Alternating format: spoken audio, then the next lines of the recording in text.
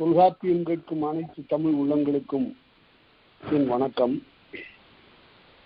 பொருளதிகாரத்தில் மெய்ப்பாட்டியல் என்ற ஒரு பகுதியை நாம் பார்த்து கொண்டிருக்கின்றோம். இந்த மெய்ப்பாட்டியல் என்பது மிகச்சிறந்த உளவியல் சார்ந்த ஒரு பகுதி. உடலியல், உளவியல், உடற்கூறியல் ஆகிய இவையெல்லாம் இந்த மெய்ப்பாட்டியலில் பேசப்படுகின்றன. மிக நுணுக்கமான செய்திகளை சொல்லக்கூடிய, அதாவது நெஞ்சின் உள்ளே நிகழ்கின்ற கோடானு கோடி எண்ணங்களை எல்லாம் அறுதிட்டு சில அடிகளில் கொண்டு வந்து சொல்லக்கூடிய நுட்பமான ஒரு பகுதி. நாம் மெய்ப்பாடு என்று சொல்லுகிறோம். அதற்கு விளக்கம் சொல்ல வந்த பேராசிரியர் உய்ப்போன் செய்தது காண்போர்க்கு எய்துதல் என்றார். ஒருவன் அனுபவிப்பதனை, ஒருவன் பட்டறியக்கூடிய ஒரு உணர்ச்சியினை அவனிடமிருந்து பார்த்து கொண்டிருப்பவன் பெறுதல் என்பது இதற்குரிய விளக்கம். அதற்கு பல எடுத்துக்காட்டுகளை எல்லாம் காட்டினார். புலி என்ற அளவிலேயே அந்த ஒரு சொல் எத்தனை வகையான உணர்ச்சிகளை உள்ளத்திலே ஏற்படுத்துகிறது, எத்தகைய உணர்ச்சிகளை எல்லாம் உடம்பின் தோற்றுவிக்கிறது என்பதையெல்லாம் பேராசிரியர் மிக நுணுக்கமாக விளக்கியிருக்கிறார். இந்த பகுதிக்கு பேராசிரியருடைய உரை மிகச் சிறந்தது. பேராசிரியருடைய உரை தொல்காப்பியம் முழுமைக்கும் கிடைக்கவில்லை. மெய்ப்பாட்டியல், ஓமையல், செய்யுளியல், மரபியல் என்ற 4 இயல்களுக்கு மட்டுமே கிடைக்கிறது. இந்த 4 இயல்களிலே மெய்ப்பாட்டியலுக்கும் ஓமையலுக்கும் செய்யுளியலுக்கும் அவர் எழுதியிருக்கூடிய உரை மிக விளக்கமானது. அந்த அடிப்படையில் தான் நம்ம பார்த்து கொண்டிருக்கிறோம். இந்த இப்பொழுது முதற்கண் இந்த 32 வகையான மெய்ப்பாடுகளை 8 சுவைகளுக்குள் அடக்கி சொல்லக்கூடிய நிலையை பார்த்து கொண்டிருக்கிறோம். 8 16 ஆகும், 16 32 ஆகும் என்று படித்தோம். 8 சுவைகளிலே ஒவ்வொரு சுவையாக நாம் பார்த்து கொண்டு வருகிறோம். இப்போது 252வது நூற்பாவாக மூப்பு, பிணி, வருத்தம், மென்மை ஆகிய 4 கூறுகளை உடைய இழிவரல், சரியாக ஒலிக்கணும். அத இழிவரல். இழிவரல் என்றால் என்ன? இழிவுபடுத்துதல், தாழ்ச்சி கூறுதல், தாழ சொல்லுதல் என்று பொருள். அதற்கு 4 கூறுகள் அதில் அடங்கும். மூப்பு காரணமாக ஒருவருக்கு ஒரு இழிவரல் வரும். பிறனுடைய மூப்பு காரணமாகவும் தன்னுடைய மூப்பு காரணமாகவும் அவன் சொல்லக்கூடிய செய்திகள் இதன்கண் அடங்கும். அதே போல மூப்பு அவன் சொல்லுகிறான். நம்முடைய மிக பழக்கமான அருமையான ஒரு புறநானூற்று பாட்டில் என்னுடைய இளமையெல்லாம் காணாமல் போய்விட்டது. ஒரு காலத்திலே நான் இந்த குளத்திலே அந்த மரத்தினுடைய கிளையிலே ஏறி குதித்து மனம் கொண்ட கல்லா இளமை அழிதோதானே அன்புண்டு கொள்ளோ, இருமிடை மிடைந்த சில சொல் பெருமூதாளரேம் ஆகிய எமக்கே. அந்த பாட்டு பாடிய ஆசிரியருடைய பெயரை தொடித்தலை விடுத்தண்டு ஊன்றினார் என்று வைத்து விட்டார்கள். இன்னும் பெயர் தெரியல. அதனால அந்த முதுமைக்கு அருமையான ஒரு முதுமை விளக்கத்திற்கு அது ஒரு அருமையான ஒரு பாட்டு. எனக்கு மிகவும் மூப்பு ஏற்பட்டு விட்டது. என்னுடைய பழைய கால நினைவுகளை நான் இப்போது அசை போடுகிறேன் என்று அந்த பாட்டிலே சொல்லுவதை பார்க்கிறோம். அதாவது மூப்பு காரணமாக ஏற்படுகிற மெய்ப்பாடுகளை அந்த பாட்டு சொல்லுகிறது. அடுத்து பிணி என்பது நோய். அது நம்மை பிணிப்பதனால் பிணி என்று பெயர் பெற்றது. அது எத்தகையதாக அது அமைகிறது என்றால், ஒரு மனிதனுக்கு உடல் நல குறைவு ஏற்படுகிற போது முதல்ல முதுமையை சொன்னார், அடுத்தது பிணியை சொல்லுகிறார். முதுமை என்பது இயல்பாக ஆண்டுகள் செல்ல செல்ல வருவது. பிணி என்பது எக்காலத்திலும் வரக்கூடியது. குழந்தை பருவத்திலிருந்து இறுதி காலம் வரையில் நோய்கள் பலவாக தோன்றும். அந்த பலவேறு நோய்களையும் பற்றி அருமையாக சொல்லுவார். அந்த பெருஞ்சித்திரனாருடைய தாய், அவருடைய முகமெல்லாம் எப்படி இருக்கிறது என்றால் சிலந்தி வலை பின்னியது போன்ற சுருக்கம். அது முதுமை. அதே போல அதே சமயத்தில் வறுமையை பற்றி சொல்லுகிற போது உடும்பு உரித்தது போன்ற எலும்புகள் திரண்ட விழா பக்கம் என்று பேசுவான் புறநானூற்றாசிரியர். உடும்பு உரித்தன்னு எலும்புகள் மருங்கில் அவ்வளவு இழைச்சி போச்சு உடம்பு நோய் காரணமாக. ஆக பசி உடம்பை தின்று விட்டது என்று ஒருவன் சொல்லுகிறான். அதுபோல வருவனை எல்லாம் பிணியை பற்றியது. வருத்தம் என்பது பேராசிரியர் முயற்சின்னு எழுதுவார்.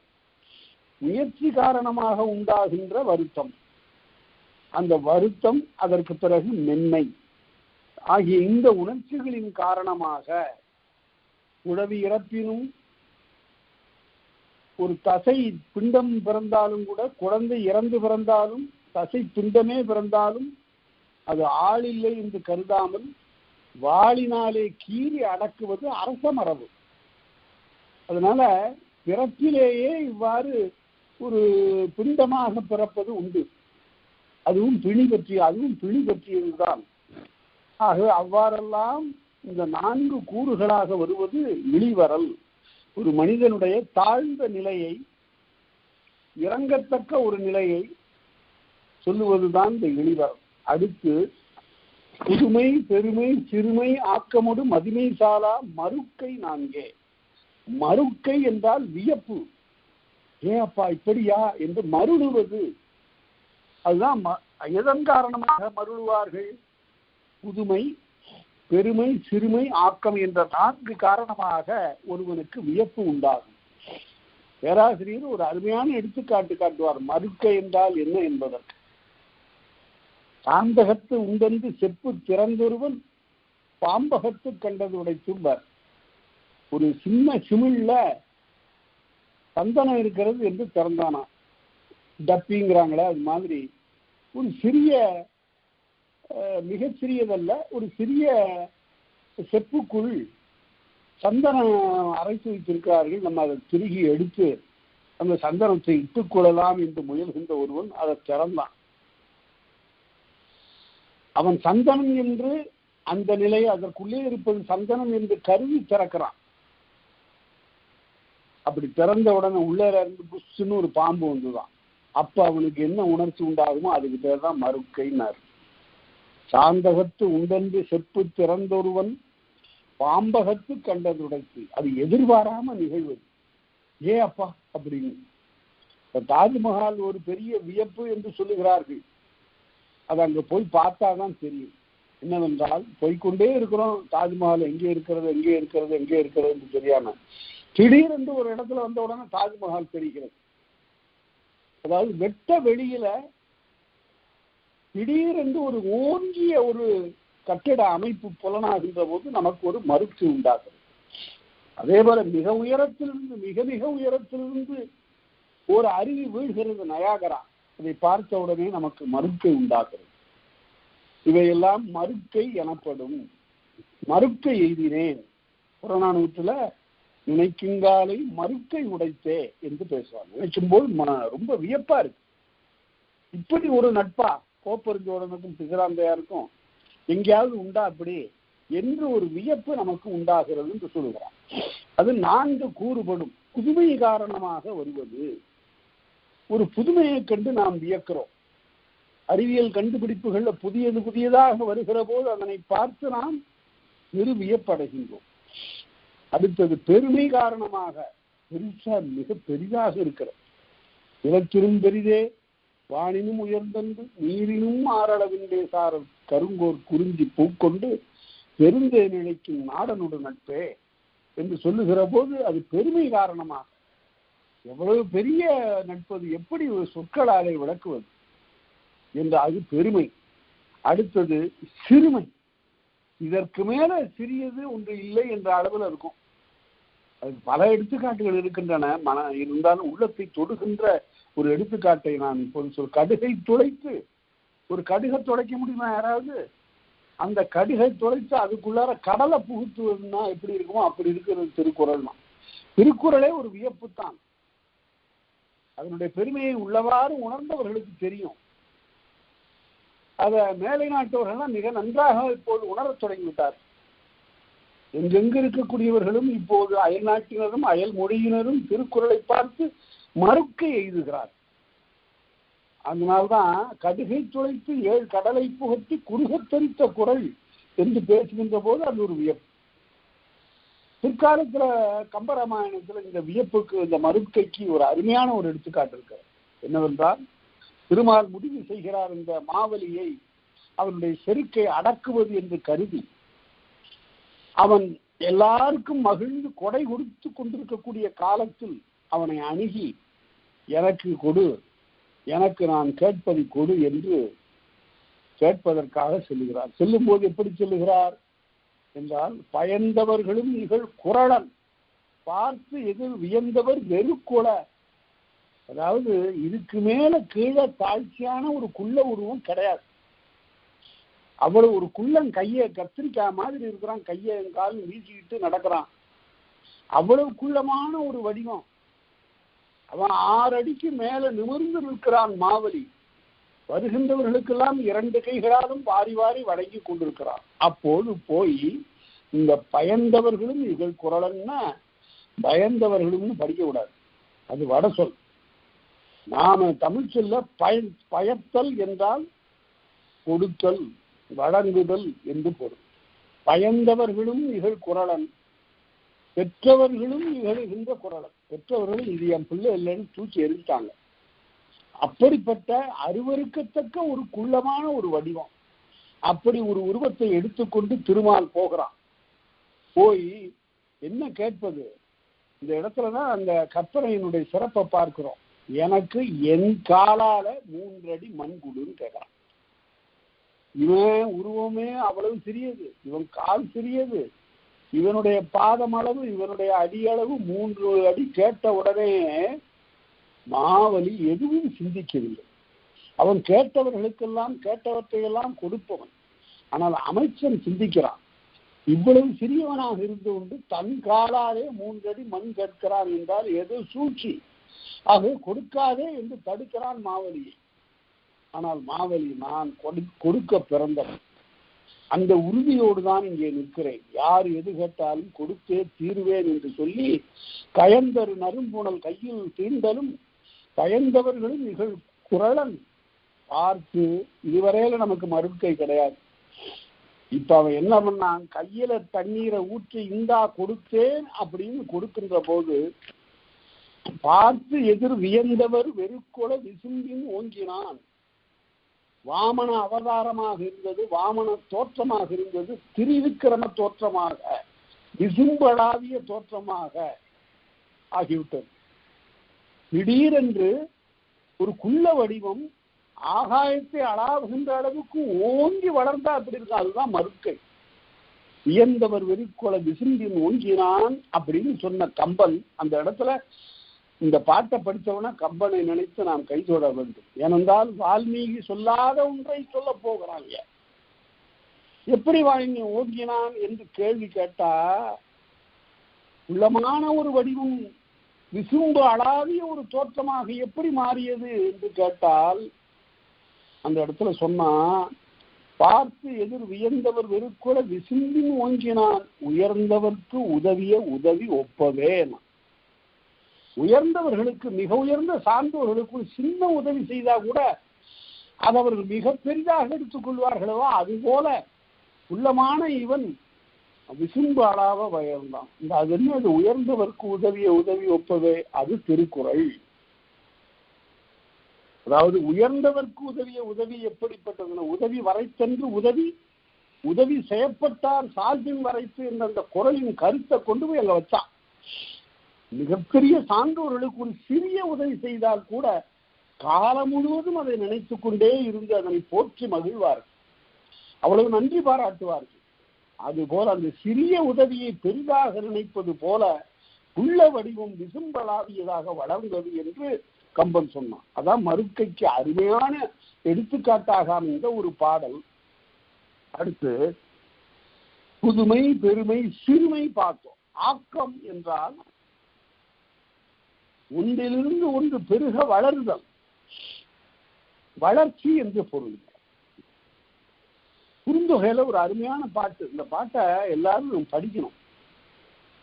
ஓரான் வெல்சி சீரில் வாழ்க்கை இனி விழவாயிற்று என்னும் ஊரே. இந்த பெண் திருமணம் செய்து கொண்டு இந்த குடிசைக்கு வருகிற போது இங்க ஒண்ணுமே இல்லை, ஒரு மாடு ஒண்ணுதான் நின்றுது. ஆனால் வந்த பிறகு அவள் செய்த மாபெரும் திட்டங்களால், அமைப்பால், உழைப்பால், தன்னுடைய இடையறாத முயற்சியால் இனி விழவாயிற்று. விழாக்கோலம் பூண்டு விட்டது அந்த சிறு குடிசை. எவ்வளவு தூய்மையாக ஆகிவிட்டது! அது மட்டுமல்ல, செல்வ சிறப்புடையதாக ஆகிவிட்டது. ஒரு மாட்டை கொண்டு அந்த பெண் அந்த குடும்பத்தை நிமிரச் செய்து விட்டார். ஓரான் வல்சி சீரில் வாழ்க்கை இனி விட உடைத்தாய். அதுதான் ஆக்கத்திற்கு எடுத்துக்காட்டு. இனி விட உடைத்தாயிற்று என்னும் ஊரே. ஊரே சொல்லுது, பாராட்டுது. இந்த பொண்ணு வந்தா ஐயா ரொம்ப குடும்பத்தை உயர்த்திட்டார். நீங்க நம்முடைய பெருமைப்படத்தக்க இலக்கியங்கள்லாம் இருக்கின்றன, கொஞ்சம் படிக்கணும். பிற்காலத்துல இந்த ஆக்கம்ங்கிற ஒன்றுக்கு நல்ல எடுத்துக்காட்டாக சொல்ல வேண்டும் என்றால், பாவேந்தர் பாரதிதாசனுடைய குடும்ப விளக்கு ஒரு அருமையான ஒரு நூல். அது பெண்ணினுடைய மிக உயர்ந்த பெண்மையினுடைய சித்திரம். அது பெண்ணினுடைய அரிய பண்புகளை எல்லாம், போற்றத்தக்க பண்புகளை எல்லாம் சொல்லக்கூடிய ஒரு அருமையான இலக்கியம். அது தொடங்குகின்ற போதே எப்படி தொடங்குது? இளங்கதிர் கிழக்கில் இன்னும் எழவில்லை, இரவு போர்த்த இருள் நீங்கவில்லை, ஆயிரும் கேள்வியாளர்களும் மடமை போல நள்ளிரவு மெதுவாய் நடந்து கொண்டிருந்தது. கட்டிலில் மலர்ந்தன பெண்ணினுடைய விழிகள், தொட்டி நீளத்தில் சுண்ணாம்பு கலந்த கலத்தரை இருளன் கட்டு குலைந்தது. அவ்வளவு காலையில எழுந்திருச்சு செம்பொன் தவளை மாதிரி துளைக்கி தண்ணீர் எடுத்து கொண்டு போய் வாசற்படியை துளைக்கி கோலமிட்டு அப்படி நிமிர்ந்த போது பரிசில் நீட்டினான் பகலவன் பொன்னொழி. அந்த சூரியனுடைய முதற் கதிர்கள் அவள் மீது வந்து பட்டன. அவ்வளவு ஒரு குடும்பத்தை அப்படி பேடி வளர்க்கிறார். இந்த ஒரு இலக்கியம் குடும்ப விளக்கு என்பது ஒரு அருமை. ஒரு நாள் நிகழ்ச்சி குடும்ப விளக்கு, ஒரு நாள் நிகழ்ச்சி. இந்த இலக்கியத்துக்குன்னு ஒரு வரலாறு இருக்கு. செட்டிநாட்டில் போய் அவர்கள் தங்கி இருந்த போது, பாவேந்தர் பாரதிதாசன் தங்கி இருந்த போது, எங்கள் குடும்பத்தில் இருக்கக்கூடிய பெண்கள் எல்லாம் மிகவும் உழைத்து இந்த குடும்பங்களை உயர்த்துகிறார்கள், இதனை பற்றி ஒரு நூல் நீங்கள் எழுதி கொடுத்தால் என்ன என்று கேட்டபோது, உடனே அன்று இரவே உட்கார்ந்து எழுதிய அந்த நூல் தான் குடும்ப விளக்கு. குடும்ப விளக்கை போல பெண்மையை மிக உயர்வாக சித்தரிக்கக்கூடிய ஒரு நூல் இருக்கவே முடியாது. அந்த அளவு அதை படித்து பாருங்கள். அது ரொம்ப இன்ப அனுபவமாக விளங்கும். அது எவ்வளவோ செய்திகள் அடங்கி இருக்கின்றன. இந்த சமுதாயம் பாவேந்தருக்கு உரிய பெரிய மதிப்பை கொடுத்ததாக நாம சொல்ல முடியாது. அவர் ஒரு கட்சி சார்ந்தவராக இருந்தார் என்பதற்காக ஒதுக்கியவர்கள் பலர், அவர் தமிழ் இன உணர்வு அதிகமாக பெற்றிருக்கிறார் என்பதற்காக வெறுத்தவர்கள் பலர், அவரை பல விருதுகளில் இருந்து விலக்கி வைத்தவர்கள் பலர். ஆனால் அவருடைய குடும்ப விளக்கை போல ஒரு மிகச்சிறந்த படைப்பு, ஒரு மாஸ்டர் பீஸ் இருக்கவே முடியாது. ஆங்கிலத்திலும் கூட அது மொழிபெயர்க்கப்பட்டிருக்கிறது. மற்ற நண்பர்களுக்கு சொல்லுங்கள். அந்த இலக்கியம் மிக உயர்ந்த இலக்கியம். கடைசியில யாரும் பாடாத ஒரு பகுதியை அவர் பாடுறார். முதுமை வந்து விட்டது, பொல்லாத முதுமை வந்து அவர்களை தள்ளிவிட்டது. இயக்கமே இல்லை. கணவன் மனைவி அந்த 2 பேரும் முதுமையாக இருந்து கொண்டே ஒருவரை பற்றி எண்ணிக்கொண்டிருக்கூடிய எண்ணங்களை பற்றியும், அந்த எண்ண அலைகள் அப்படியும் ஒவ்வொருவரையும் சென்று தாளாட்டுவதை பற்றியும் அந்த இலக்கியம் மிக அழகாக சொல்லுகிறது. அதை படிங்க, அதை பற்றி பின்னால பேசுவோம். புதுமை பெருமை சிறுமை ஆக்கமோடு மதுமை சாலா மறுக்கை நான்கே என்று அவ்வளவு 4 வகையான கூறுகளை பெற்றது இந்த மறுக்கை என்று காட்டினார். அடுத்தது, அணங்கே விலங்கே கல்வர்ணம் இறையன பிணங்கள் சாலா அச்சம் நான்கே. அச்சம் என்ற ஒரு மெய்ப்பாடு, அஞ்சுதல்.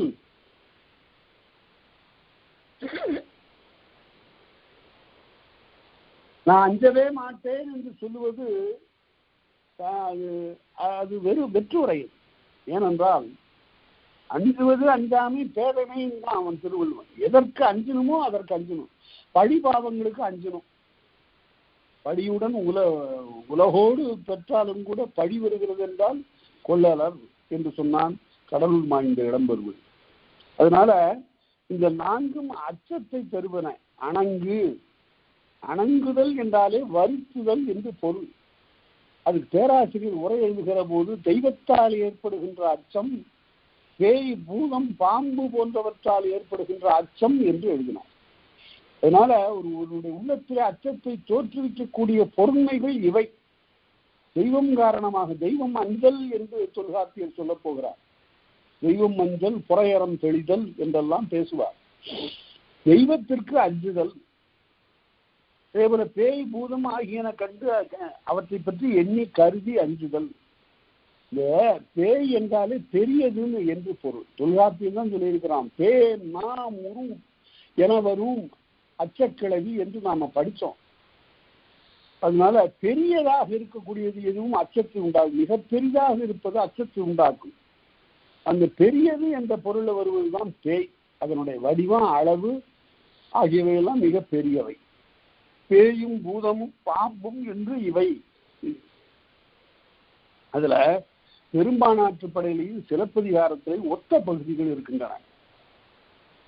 யானை தாக்கினும் அரவு மேற்செலினும் மீனிரவி சிம்பின் வல்லேறு சிலைப்பினும் சூல் மகள் மாறா வாழ்க்கை.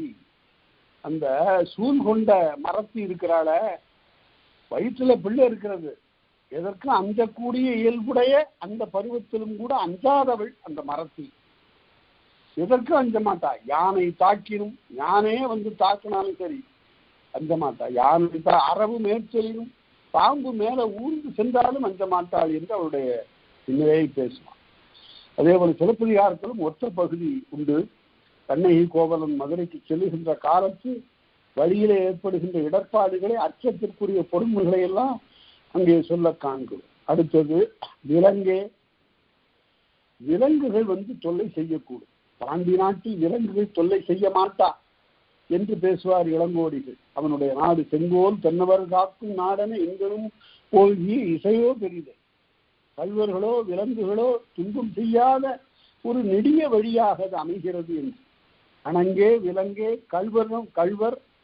கல்வர்களால் ஏற்படக்கூடிய நிலை. கல்வர் போல கொடியன் மாதோ என்று சொல்லுவார் நற்றினையில. அதாவது அன்னை போல இனிய கூறினும் கல்வர் போல கொடியன் மாதா. அதாவது தாயை போல இனிய சொற்களை அவர் சொல்லுவார் என்றாலும் கூட அவர் கல்வர் தான், அவ்வளவு கொடிய நெஞ்சினர் தான் என்று பேசுவான். தம் இறையன, தம்முடைய அரசன் அவன் கொடுங்கோலனாக இருந்தால் அவனுக்கு அச்சப்பட வேண்டிய ஒரு சூழல் வரும். அதுதான் பிசிராந்தையார் சென்று அறிவுடை நம்பியை பார்த்து சொல்லுகிறார், நீ கொடுங்கோலனாக இராதே, அளவறிந்து வரிவாங்கு என்று பேசக்கூடிய அந்த நிலையில் அந்த மெய்ப்பாடு புலனாகும். அடுத்து கல்வி தருகன் புகழ்மை கொடையென சொல்லப்பட்ட பெருமிதம் நான்கே. பெருமிதம் ஒருவனுக்கு வீரம். பெருமிதம் என்பது வீரம். கல்வி காரணமாக ஒரு வீரம். அங்கே சொல்லுகிறார், ஒரு புலவனுடைய பேராண்மையை பற்றி சொல்லுகிற போது, எங்கோர் இருந்த கம்பலை மூதூர் உடையோர் போல விடையின்றி குறுகி செம்மண் நாளவை அண்ணாந்து புகுதல் எம்போல் வாழ்க்கை இரவலர் குறிக்க என்று புறநானூற்றுல சொல்லுவான். அதாவது அரசனுடைய அவையில யாருக்கும் எந்த விதமான அனுமதியும் கேட்காமல் சொல்லாமல் உள்ளார நுழையக்கூடிய அந்த ஆண்மை, அந்த திமிர், அந்த செருக்கு புலவனுக்கே உண்டு. கல்வி அந்த காலத்தில் அப்படி மதிக்கப்பட்டிருக்கிற பெருங்கல்வியாளனாக இருக்கக்கூடிய ஒருவன் யாருக்கும் தலை வணங்குதலில். ஆகவே அத்தகைய ஒரு நிலை கல்வியினால் ஏற்படக்கூடிய பெருமை. தருகன் என்பது வீரம், அதாவது அச்சமின்மை, செருக்கு. தருகன் புகழ்வை என அவன் சொல்லுகிறான், அடன்மாமேல் ஆக்குவேன் என்னை மடன்மாமேல் மன்றம் படர்வித்தவள் என்று கலித்தொகையில சொல்லுவான். மிகப்பெரிய விலங்குகளை எல்லாம் அடக்கக்கூடியவன், வாழ்ந்து வருகின்ற காளையை ஒரு சிறிதும் பதற்றமின்றி அடக்கக்கூடிய நான் இவரிடம் அடங்கி போனேனே என்று சொல்லுகிறான். கல்வி தருகன். அதே போல புகழெனினும் உயிரும் கொடுக்குவர், பரியனின் உலகுடன் பெரினும் கொள்ளவர். அதாவது ஈகையில தான் வரும் இந்த புகழ். வீரத்தால் வரும் புகழ், ஈகையால் வரும் புகழ், இவற்றையெல்லாம் பல இலக்கியங்கள் சொல்லுகின்றன. தன்னகம் புக்க குறுநடை புறவின் தபுதி கண்டு தபுதி அஞ்சி சீரை புக்க வரையாயிகை உறவோன் மருக. ஒரு செய்தி எவ்வாறு சொல்லப்படுகிற புறநானூற்றுல சிபிச்சோழனுடைய வரலாறு சொல்லப்படுகிற போது தன்னுடைய சதையை அறிந்து கட்டில வச்சு ஒரு புறாவை காப்பாற்றுவதற்காக அவ்வாறு சிபிச்சோழன் முயன்றான் என்று ஒரு செய்தி வருகிறது. இதுதான் புகழுக்குரிய செயல்கள். இவ்வாறு கல்வி தருகன் புகழ்மை கொடை எனப்பட்ட கொடையினால் வருகின்ற புகழ். சாகின்ற காலத்திலும் கூட வேறு ஒன்றுமில்லாத காலத்தில் தன்னுடைய தரையை கொடுத்த குமணனை பற்றி பெருந்தலை சாத்தனார் பேசுகின்ற போது, வாழ்வந்தனே தலையனக்கு ஈய தண்ணீர் சிறந்தது பிரிதொன்று இன்மை, தன்னை விட சிறந்தது வேறொன்று இல்லாததுனால வாழை கொடுத்து இந்தா என்னுடைய தலையை எடுத்து கொண்டு போய் என் தம்பியிடம் கொடுத்து நீ பெற்றுக்கொள். இதுக்கு மேல ஒரு கொடை நிகழ்ச்சி இருக்க முடியாது. நான் உயிரை கொடுத்தாங்க, அதெல்லாம் வெறும் சொற்கள். அவன் தன்னுடைய தலையை கொடுத்தான் தான். அதுக்கு அந்த புலவன் சொல்லக்கூடிய மொழிதான் மிக உயர்ந்தது. தலையை கொடுத்துட்டு இல்லை, இந்த தலை எனக்கு உரியது, நான் வந்து பெற்றுக்கொள்கிறேன் அப்படி எதற்கான வேற யாருக்கும் கொடுத்துருவான். அதுக்காக அவ்வாறு சொல்லிவிட்டு போகக்கூடிய ஒரு செயலை நாம் அங்கு பார்க்கிறோம். அதனால் இந்த 4 காரணமாக தோன்றக்கூடிய பெருமிதத்தை பார்க்கிறோம். அடுத்து உருப்பறை. உருப்பறை என்பது கைகாலெல்லாம் முடமாக போவது. உறுப்பு அற்று போதல், உறுப்பு அறை, அது நொண்டி முடம் என்றெல்லாம் சொல்லுவார்கள். உறுப்பறை. குடிகோள், குடிகளை கொள்ளுதல், அழைத்தல். அடுத்தது அழைத்தல், குடிகளை அழைத்தல். குடிகளை கொள்ளுதல் என்றால் அடிமையாக கொள்ளுதல். அலை, அவர்களை வருத்துதல். கொலை செய்தல். இந்த இடத்துல எனக்கு படிக்கின்ற காலத்துல, இளமை காலத்துல ஒரு பெரிய ஐயம் வந்தது.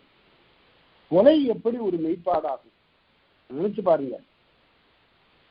அவனுடைய முகத்துல கொலை எண்ணம் தோன்றியது என்று காட்டினால் அதற்குரிய மெய்ப்பாடு எப்படி இருக்கும்? அது கொடூரமான ஒன்றை ஒரு கொலை மெய்ப்பாடு என்று அப்படி தெளிவாக சொல்லிவிட முடியாது. பேராசிரியருடைய உரையை பார்த்த பிறகுதான் இப்படியெல்லாம் பொருள் சொல்லக்கூடிய ஒரு ஆற்றல், சிந்தனை, தேக்கம் இந்த பெரியவர்களிடம் எப்படி அமைந்தது என்று எனக்கு ஒரு மறுக்கை உண்டாயிற்று. நினைச்சு பாருங்க. கொலைங்கிறதுக்கு அவர் எழுதினாரு, புகழ் கொன்று உரைத்தல். ஒருத்தனுடைய புகழை குறைச்சு பேசுறது, இழிவா பேசுறது, அதுதான் அதன் காரணமாக வருகின்ற ஒரு வெகுளி.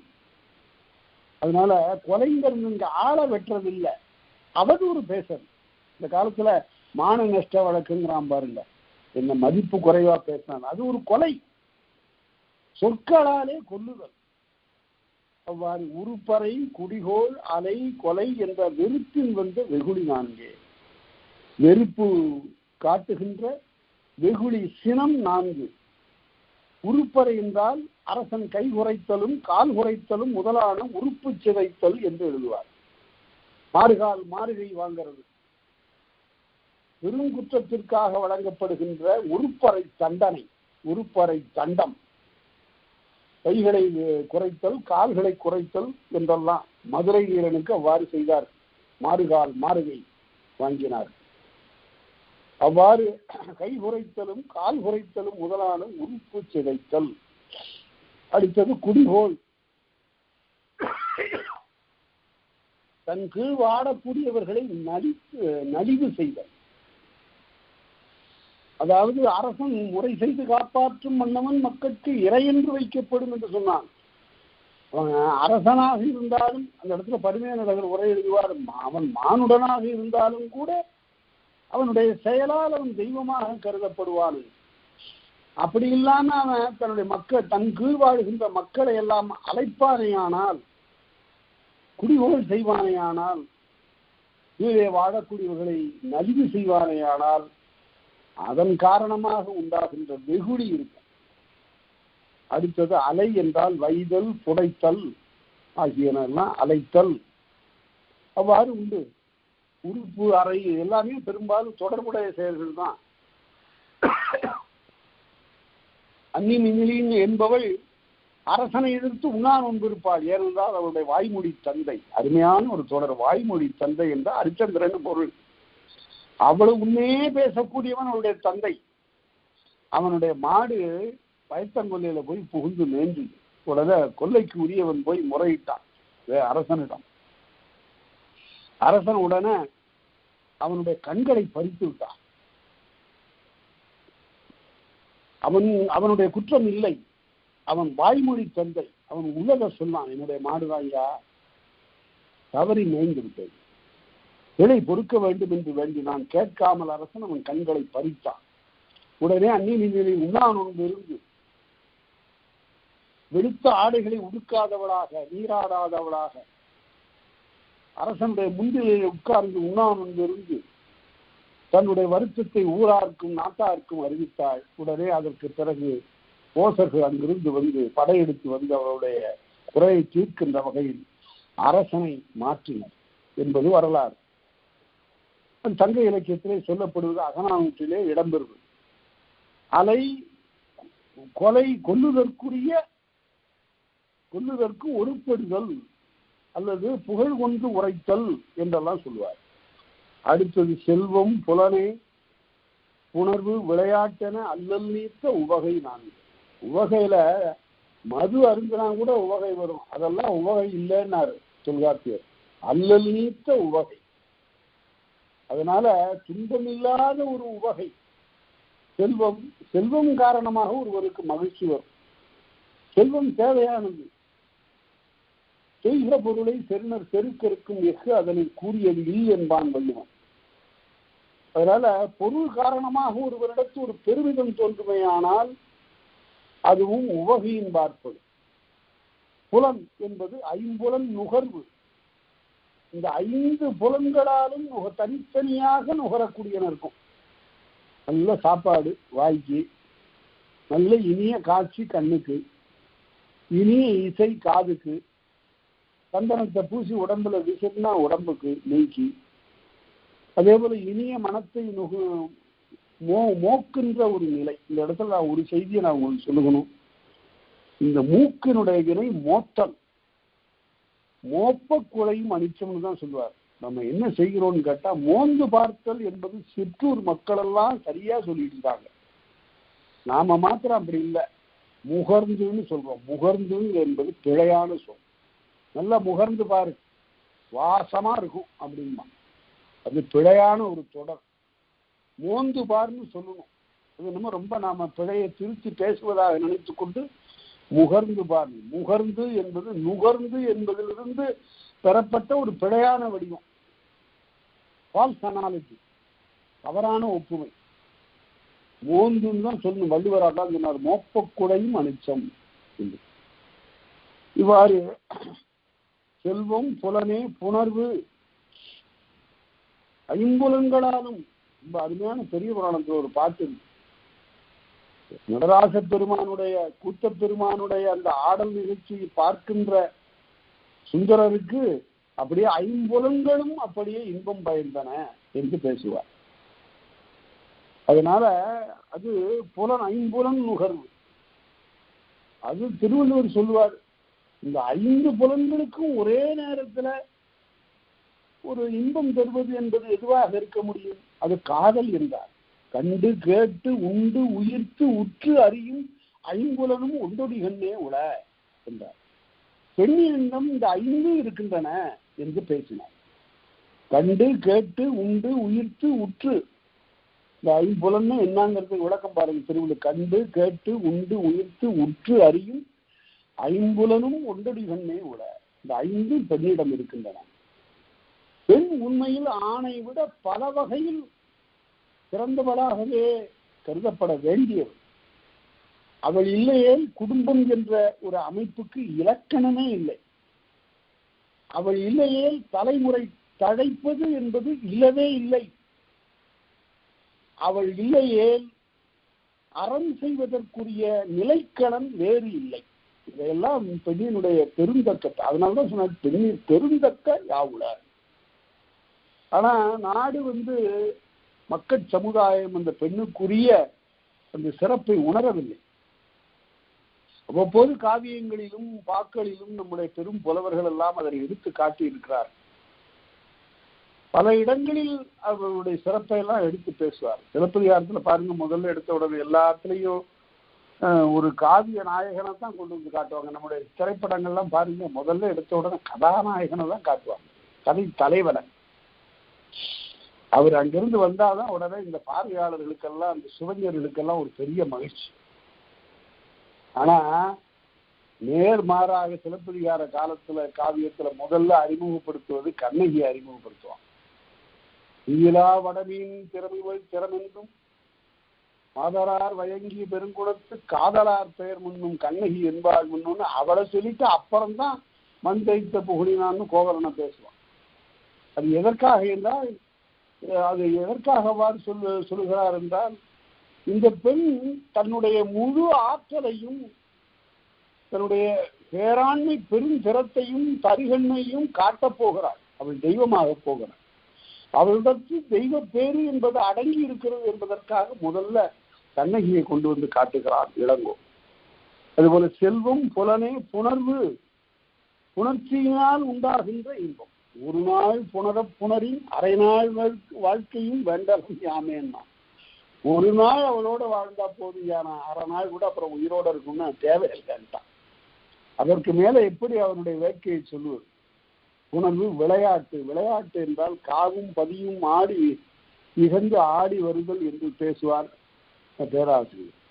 ஒரு நீர் அருவியை போய் பார்ப்பது, ஒரு சோலையை போய் பார்ப்பது ஆகியவையெல்லாம் விளையாட்டு என்று சொல்லப்படும். செல்வம் புலனே புணர்வு விளையாட்டு என அல்லல் நீத்த உவகை நான்கே என்று இதுவரையில சொன்னதெல்லாம் சரி.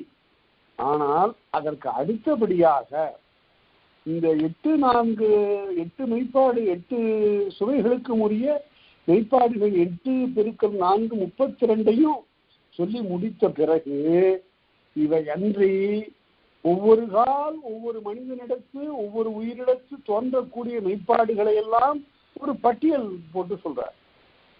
அது மேலும் 32. அந்த 32 தொகுத்து சொல்ற. எப்படி வரையறை செய்தார்னு எனக்கு தெரியல. எப்படி இவற்றையெல்லாம் கூர்மையாக எண்ணி பார்த்தார் என்று சொல்ல முடியல. மேலும் 32 என்று சொல்லி அந்த 32 சொல்றாரு. ஆங்கவை ஒருபாலாக, இப்போது சொல்லப்பட்டவை எல்லாம் ஒரு பக்கமாக இருக்க, ஒருபால் ஒருபால்ங்கிற சொல்லு இருக்க, ஒரு பக்கம் இது இப்படி ஒரு பக்கம் இருக்க, அப்படி ஒரு பக்கம். அப்பாலும் இப்பாலம்பிரான் பாரு மாணிக்க வாசகர். அது போல அவன் அப்பால் இருக்கிறான், இறைவன் எல்லாருக்கும் அப்பால் இருக்கிறான். இப்பால் அவனை தேடக்கூடியவர்கள் இப்பால் இருக்கிறார்கள். எல்லாருக்கும் அவன் புலனாவானா? புலன் ஆக மாட்டான். அதனால அப்பால் இப்பாலுங்கிற சொல்லலாம் பால் என்றால் பகுதி பக்கம் என்று பொருள். ஆங்கவை ஒருபாலாக ஒருபால் உடைமை, உடைமைன்னு எழுதக்கூடாது, பொது உடைமைன்னு எழுதுறாங்க எல்லாரும், சம உடைமைன்னு எழுதுறாங்க, பெரும் பிழை. பொது உடைமை என்று எழுதணும். உடையோர்பால் இல்லார் போல என்று சொல்வார். உடையார் முன் இல்லார் போல கடையரே கல்லாதவர். அதுபோல உடையவர்கள் செல்வம் உடையவர்களுக்கு முன்னால இல்லாதவர்கள் பணிந்து நிற்பது போல ஆசிரியரிடத்து பணிந்து கற்க வேண்டியது கல்வி என்று சொல்லுவார். உடைமை, இன்புறல், மகிழ்ச்சி அடைதல். இந்த மகிழ்ச்சி அடைதல்ங்கிறத எப்படி சொல்லால விளக்கி சொல்ல முடியும்? இந்த ஏங்க மகிழ்ச்சி அடைதல்னு என்னங்க அப்படின்னு கேட்டா, அது பின்னாடி ஒரு இடத்துல சொல்லுவார், முன்னாடியே பார்த்துருக்கிறோம், காட்டலாக பொருள்னு. இதெல்லாம் விளக்கி காட்டி படம் போட்டு காட்ட முடியாது, இப்படி பார்க்க வேண்டியது அங்கங்கு புலனாகக்கூடிய நிகழ்ச்சிகள். உடைமை, இன்புறல், நடுவு நிலை. என்ன சிறப்பாக எழுதுகிறார்கள் பாருங்க. நாம இப்பெல்லாம் என்ன எழுதுகிறோம்? நம்ம தமிழா எழுதுறோம். நம்முடைய சமுதாயம் தமிழா பிழைந்து எழுத கற்றுக்கொண்டிருக்கிறது. நடுவு நிலைன்னு எழுதுறாரு பாருங்க. நடுநிலைன்னு எழுதுறாங்க, அது பிழை. நடுநிலைன்னா நடுகின்ற நிலைன்னு அர்த்தம். நாற்று நடுகின்ற நிலை, அதுதான் நடுநிலை. நடுவு நிலைன்னு எழுதணும். திருவள்ளுவர் எப்படி இருக்காரு? நடுவு நிலைன்னு ஒரு அதிகாரம் இருக்கிறார். அதனால நடுவு நிலை, அதாவது இலக்கணத்தை சரியாக படித்தால் பல பிழைகள் நம்மை விட்டு நீங்கும். இன்றைக்கு நன்கு பெரிய பட்டம் பெற்றவர்கள், ஆராய்ச்சி பட்டம் பெற்றவர்கள்லாம் கூட பிழையற்ற தமிழை எழுதுவதற்கு அவர்களால் முடியவில்லை என்றால் அதற்கு காரணம் இலக்கண கல்வி இல்லை. அடிப்படை இலக்கண கல்வி நாட்டில் இல்லை. அதை நாம் சொல்லித்தர விட்டுவிட்டோம். தொடக்க கல்வியிலிருந்து நாம் இலக்கணம் சொல்லிக் கொடுக்க வேண்டும். ஐ என்ற ஒரு நெடிலை எப்படி ஒலிப்பது என்று சரியாக பள்ளிக்கூடத்தில் சொல்லிக் கொடுத்திருந்தால் அதை பற்றி ஒரு பிழை நேராமல் ஐ அது இந்த குழந்தைகளிடம் இருக்கிறது. அந்த ஒலியை எப்படி ஒலிப்பது என்றால், அங்கிருந்து ஒரு குழந்தை அங்கிருந்து வந்த உடனே அதுகிட்ட ஒரு பொம்மையை காட்டின உடனே அந்த பொம்மையை பார்த்த உடனே அந்த குழந்தை ஐ அப்படிங்கிறது. அதுதான் அந்த நெடிலை சரியாக 2 மாத்திரை ஒலிக்கக்கூடிய ஒரு ஒலிப்பு. வாழ்க்கையில இயல்பாக பிழையின்மை இருக்கிறது. நாம ஏதோ நினைத்து கொண்டு பிழை செய்கிறோம். ஆகவே இந்த பிழை இல்லாமல் சொல்லுவதற்கு அருளல்ங்கிறது தொழிற்பெயர், அல்லியற்று தொழிற்பெயர். அருள் செய்தல் என்று பொருள். தன்மை என்பது இயல்பு. அடக்கம் என்றால் செறிவு, தனக்குள் அடங்கி இருத்தல். ஆமை போல திருவள்ளுவர். ஆமை இடையூறு வருகிறது என்றால் 5 உறுப்புகளையும் உள்ளார இழுத்துக்கொண்டு தன்னுடைய ஓட்டால் தன்னை பாதுகாத்துக் கொள்ளும். அடக்கம். வரைதல் என்றால் கட்டுப்படுதல், ஒரு விதிகளுக்கு கட்டுப்பட்டு ஒழுகுதல் வரைதல். அன்பு அன்பு என்று என்ன சொல்லுகிறார் பாருங்க. உடைமை, இன்புறல், நடுவுநிலை, அருளல், தன்மை, அடக்கம், வரைதல், அன்பு. 8 சொன்னார். 8 சொல்லுகின்ற ஒரு மரபு இந்த இடத்துல. அதனால 8ஐயும் சொல்லிட்டு அன்பு என்று. கைமிகள், அளவு மீறி போதல். அது இப்ப எப்படி சொல்றா, சிற்றூர்கள்ல கையை மீறி போயிடுச்சியா, நான் ஒன்றும் செய்ய முடியாதுங்கிறான். கைமிகள், அடக்கம், வரைதல், கைமிகள். கைமிகள் என்பது ஒழுக்கக்கேடு என்று எழுதுவார் பேராசிரியர். அதாவது ஒழுக்கத்துல ஒரு வரையறையில இல்லாமல் அந்த தாண்டி போய்விடுது. அதாவது குறிஞ்சி பாட்டுல ஒரு உயிரணைய ஒரு பகுதி வரும். கபிலர் அயல்நாட்டு அரசனாகிய ஆரிய அரசன் பிரகத்தனுக்கு தமிழ் அறிவுறுத்தற்காக பாடிய பாட்டு.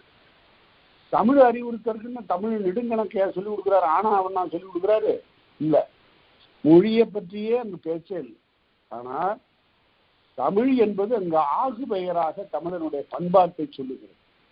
இதுதான்யா எங்க பண்பாடுன்னு ஆரிய அரசனுக்கு எடுத்து சொல்லுகிறார். 8வது 10 பாட்டுல 8வதாக இருந்த குறிஞ்சி பாட்டுல என்ன சொல்லுகிறார் என்றால், ஐயா ஆரிய அரசனே, பொன்னினும் மணியினும் முத்தினும் அத்தோடை நேர்வருங்குறைய கலங்களில் புணரும் சால்வும் இயல்பும் வியப்பும் குன்றின் மாசரக்களி வழங்கு புகழிருத்தல் ஆசரு காட்சி ஐயர்க்கும் மண்ணிலை எளிய எண்ணார் தொன்மருங்கறிஞர். பொன்னாலும் மணியாலும் முத்தாலும் செய்யப்பட்ட அணிகலன்கள் யாரானும் ஒரு காரணத்தால் கெட்டு போய்விடுமானால் தொழில் வல்லவனிடத்தை கொடுத்து சீர் செய்து கொள்ளலாம். ஆனால் ஒருவனுடைய ஒழுக்கம் கெட்டு போனால் அவனை மறுபடியும் தூயவனாக ஆக்கி பழைய நிலையில கொண்டு போய் வைத்தல் என்பது பெரிய முனிவர்களுக்கு முடியாதுன்னா. அது யாரை கருதி பேசுகிறார் என்றால் விஸ்வாமித்திரர். அப்படி ஒரு முனிவன் தான், மிகச்சிறந்த கடும் தவம் உடையவன். அவ்வளவு பெரிய விஸ்வாமித்திரன் மேனகையிடம் மயங்கினான். அதற்கு பிறகு அவனால் தனியாக சொர்க்கம் என்ற அந்த தொடக்கத்தை அணுக முடியவில்லை. திருசங்கு நிலையில் அவன் இருந்தான் என்று பேசும் அந்த பிராண நூல். அதையெல்லாம் பிராணமாக சொல்லாமல் அழகிய கருத்தாக சொல்லி அயல் அரசனுக்கு உணர்த்துகிறான். சால்வும் இயல்பும் வியப்பும் குன்றும். சான்றாண்மை தொலைஞ்சு போச்சுன்னா அவன் அவ்வளவுதான். இயல்புன்னா ஒழுக்கத்திற்கு, மனிதனுக்கு இயல்பா இருக்கணும் ஒழுக்கம். சால்வும் இயல்பும் வியப்பும், வியக்கத்தக்க மேன்மையும் பெருமிதமும் ஆகியவையெல்லாம் தொலைஞ்சு போனா தொலைஞ்சதுதான். அவனை மறுபடியும் பழைய ஆள் மாதிரி எல்லாம் கொண்டாட முடியாது. கரைப்பட்டா கரைப்பட்டதுதான். எவ்வளவு உயர்ந்த ஒரு ஒழுக்க சால்வோடு வாழ்ந்திருக்கிறார்கள் தமிழர்கள் என்பதற்கு இந்த பாட்டு, இந்த பகுதி ஒரு எடுத்துக்காட்டு. உடைமை, இன்புறல், நடுவுநிலை, அருளல், தன்மை, அடக்கம், வரைதல், அன்பு கைமிகள் என்பது ஒழுக்கத்தின் குறைபாடு. நலிதல் என்றால் பிறரை துன்புறுத்துதல், நலிதல். அதே போல சூழ்ச்சி என்பது மனச்சுழற்சி, மனம் வருந்துதல், பல வகையாக எண்ணம் சுழலுதல், சூழ்ச்சி, வாழ்த்தல். பிறரை போற்றுதல். நாணுதல். நாணுதல் என்பது 2 பேருக்கும் உண்டு, ஆணுக்கும் உண்டு பெண்ணுக்கும் உண்டு. இந்த இடத்துல நான் ஒரு சொல்ல போறேன், நீங்க பாருங்க. நீங்க பிறரிடம் இதுவரையில் கேட்காத ஒரு செய்தியாக அது அமையும். நாணுதல் என்றால் திருவள்ளுவர் சொன்னார், 2 நாணம் இருக்குயா, ஆண்களுக்கு ஒரு நாணம் இருக்கு, பெண்களுக்கு ஒரு நாணம் இருக்குது அப்படின்னு சொல்லிட்டு, நாணம் என்பது பொது, ஆணுக்கும் பெண்ணுக்கும் பொதுவா சில நாணம் இருக்கும். அது குடிக்கு வரக்கூடிய பழிக்கு நாணுதல் என்பதுல ஆண் பெண் 2 பேருக்கும் ஒண்ணுதான். இந்த குடும்பத்துக்கு எந்த விதமான குற்றமும் வந்துவிடக்கூடாது, வந்தா அது நாங்க ரொம்ப வெட்கப்படுகிறோம் அதுக்காக என்று ஆணும் சொல்லுவான் பெண்ணும் சொல்லுவான். அது பொது. அது திருவள்ளுவர் பெண்ணுக்குரிய நாணத்தை பற்றி சொல்லுகிற போது, திருநுதல் நல்லவர் நாணு, அழகிய நெற்றியுடைய பெண்ணுக்குரிய நாணம் என்று பேசுவார். அது என்னன்னா, கண்ண கபோலங்கள் சிவந்து போய்விடும் உடனே ஒரு செய்தியை கேள்விப்பட்ட அளவுல. அது பெண்ணினுடைய நாணம். அதை பற்றி கம்பன் சொல்லுகிறான் அருமையாக. சீதையை பெண் பார்க்க வருகிறான் ராமன். அவன் உட்கார்ந்து இருக்கிறான். அவனுக்கு முன்னால இந்த சீதை நிக்கணும். அதை அழைத்து கொண்டு வருகிறார். அழைத்து கொண்டு வருகின்ற போது அவருடைய தலை திடீரென்று அவருடைய கழுத்து வளைந்து கீழே குனிந்து விடுகிறது. உடன் வருகின்ற தோழிமார்கள் அப்படி அந்த மோவாயை தொட்டு நிமிர்த்துகிறார்கள், முகத்தை அப்படி நிமிர்த்துகிறார். அப்ப அவர் நடந்து வருகிற போது அந்த நாணம் மிகுந்த அந்த நடை எது போல இருக்கிறது என்றால், நைவளம் நவிற்று மொழி நன்னவரலோடுனர். நைவளம்னு ஒரு பண், தமிழ் இசையில நைவளம்னு ஒரு பண். அந்த பண் இப்ப இருக்குதான்னு கேட்டா இருக்கு. என்ன பண்ணி தொலைச்சிட்டாங்கன்னா, யாரையும் கேட்டால் நைய வைக்கின்ற, உருக வைக்கின்ற பண்ணுன்னு அதுக்கு பேர் நைவளம். அதை என்ன பண்ணிட்டான் இப்ப, நைவளம் என்பதனை இப்ப அதுக்கு பேர் வச்சிருக்கிறான் நாட்டிய பாஷா. நாட்டியத்துல வரக்கூடிய ஒரு மொழி நாட்டிய பாஷை. இந்த நைவளம்ங்கிறது அப்படி மொழி பெயர்த்திருக்காங்க. அதை அப்புறம் நாட்டிய பாஷான்னு மாத்திட்டு, ஐயா உனக்கு தமிழ்ல அது பேர் இல்லையா, வச்சுக்க நட்டபாடை அப்படின்னு. இப்ப நட்டபாடைன்னு பண்ணு. எந்த இசை காரங்களையும் கூப்பிட்டு கேட்டீங்கன்னா நட்டபாடைன்னா தான் புரியும், நைவளம்னு தெரியாது. பழந்தமிழ் பண்களுடைய பெயர்கள் எல்லாம் தொலைந்து போயின. அவற்றை மீட்டுக் கொடுக்கக்கூடிய ஆட்களும் இன்றைக்கு இல்லை. 2-3 பேர் இருந்தாங்க எனக்கு பழக்கமான 2 பெரியவர். ஒருவர் பன்னாராய்ச்சி வித்தகர் சுந்தரேசனார், இன்னொருவர் பன்னாராய்ச்சி வித்தகர் வீப்பாக்கா சுந்தரனார். இந்த 2 பேரும் அருமையான பணிகள்லாம் செய்திருக்கிறாங்க. அவர்கள் முழுமையாக பயன்படுத்திக் கொள்ளுகின்ற வாய்ப்பு இல்லாமல் போய்விட்டது தமிழகத்திற்கு. அதனால நைவளம் நவிற்று மொழி நன்னவரலோடும் என்றால், அந்த நைவளம்ங்கிற பண்ணு எப்படி அப்படி வளைஞ்சு நெளிஞ்சு குனிஞ்சு வைக்குமோ, ஆட்களை கேட்கிற ஆளை வைக்குமோ, அதுபோல் நடந்து வந்தாளா அந்த சீதை என்று கம்பன் பேசுகிறான். சரி, அதெல்லாம் இருக்கட்டும். நலிதல் வாழ்த்தல் நாணுதல். இந்த நாணுதல்ங்கிறதுக்கு ஒரு செய்தி சொல்றேன்னு சொன்னேன். பழிபாவங்களுக்கு நாணுகிற போது ஒரு மனிதன் என்ன செய்தான்னா, வராத பழி வந்து விட்டது என்னுடைய குடும்பத்திற்கு, இனி நான் உயிர் வாழக்கூடாது என்று சொல்லக்கூடிய ஒருவன் கழுத்தை எடுத்தா, உத்தரத்துல கழுத்தை போட்டா, சுருக்கு போட்டு கழுத்துல மாட்டிட்டு தொங்கிட்டான், தூக்கு போட்டு கொண்டான் என்று இப்போது வழங்குகிறோம். ஆனால் சிற்றூர்களிலே போய் உள்ளடங்கிய தமிழ்நாட்டு சிற்றூர்களிலே கேட்பீர்களானால், அவன் நான்கு கொண்டான், நாணிக்கிட்டான். அது பேரு நாணிக்கிட்டான் அப்படின்னா நாணத்தின் மிகுதியினாலே அது 4 கொண்டான்னா 4 கொண்டான் தொங்கிட்டான்னு பொருள். அதனால நாணத்தின் மிகுதியினால அவ்வாறு செய்து விட்டதுனால நாணிக்கிட்டான்பாங்க இப்ப சிற்றூர்கள்ல. நாணுதல், துஞ்சல், துஞ்சுதல் என்றால் தூங்குதல், அரற்றுதல், வாய் வெறுவுதல், கனவு உறக்கத்தில் காட்சி காணுதல். கனவுனாலும் வாய் வெறுவுதல் தான். அடுத்து கனவு என முனிதல். முனிதல் என்றால் வெறுத்தல், வாழ்க்கையை முனிந்து சென்றான். முனிவன் என்றால் வாழ்க்கையை வெறுத்தவன் என்று பொருள். தமிழ்ல முனிவன்கிற சொல்லு தமிழ் சொல்லுங்க. ஆனா என்ன செய்து விட்டார்கள் என்றால், அந்த முனிவன்கிறதுக்கு நாம ரன்னகரம் போடுறோம். சமஸ்கிருதத்துல இருந்து வரக்கூடியவர்கள் என்ன பண்ணிட்டாங்கன்னா, அதுக்கு தன்னகரம் போட்டாங்க. 3 காலமும் அறிந்தவனா முனிவன், அப்படி ஒரு பொருளை சொன்னாங்க. அது அல்ல, வாழ்க்கையை வெறுத்தவன் என்று பொருள், இல்லற வாழ்க்கையிலிருந்து விலகியவன் என்று பொருள். முனிவன். நிலைதல் என்பது கருதுதல், வெறுதல் என்றால் அஞ்சுதல், விலங்கும் புல்லும் போல்வன கண்டு அஞ்சுதல். மடிமை என்றால் சோம்புதல், கருதுதல் என்றால் மறந்ததனை நினைத்தல். ஆராய்ச்சி என்றால், ஆராய்ச்சிக்கு இலக்கணம் சொல்லணும்னு நீங்க நினைச்சீங்கன்னா வேற எதையும் சொல்லாதீங்க. குணம் நாடி குற்றமும் நாடி அவற்றுள் மிகை நாடி மிக்க குரல். இதை விட விளக்கம் உலகத்திலேயே ஆராய்ச்சிக்கு யாரும் சொல்லல. ஒரு பொருளினுடைய குணத்தையும் ஆராயணும், குற்றத்தையும் ஆராயணும், எது மிகுதியாக இருக்கிறதோ அதை கொள்ளணும், அதுதான் ஆராய்ச்சி. எவ்வளவு அருமையான விளக்கம் அது. குணம் நாடி குற்றமும் நாடி அவற்றுள் மிகை நாடி மிக்க குரல். அடுத்து கருதுதல், ஆராய்ச்சி, விரைவு. விரைவுண்டா to be set in motion, velocity, புடைபெயர்ச்சி. ஒரு பொருள் புடைபெயர்ந்து செல்லுகின்ற போது அதனுடைய வேகம், அதான் விரைவு. உயிர்ப்பு, பெருமூச்சு. நெட்டுயிர்த்தாள், பெருமூச்சு விட்டாள். கையாறு என்றால் செயல் அறிதல், செயலற்று போதல் கையாறு, அதுதான் கையேறு நிலை என்றார். ஒரு கை அற்று போனா எப்படி இருக்கும், அது போன்ற ஒரு நிலை என்று பேசுகிறார். கையேறு நிலை. கையாறு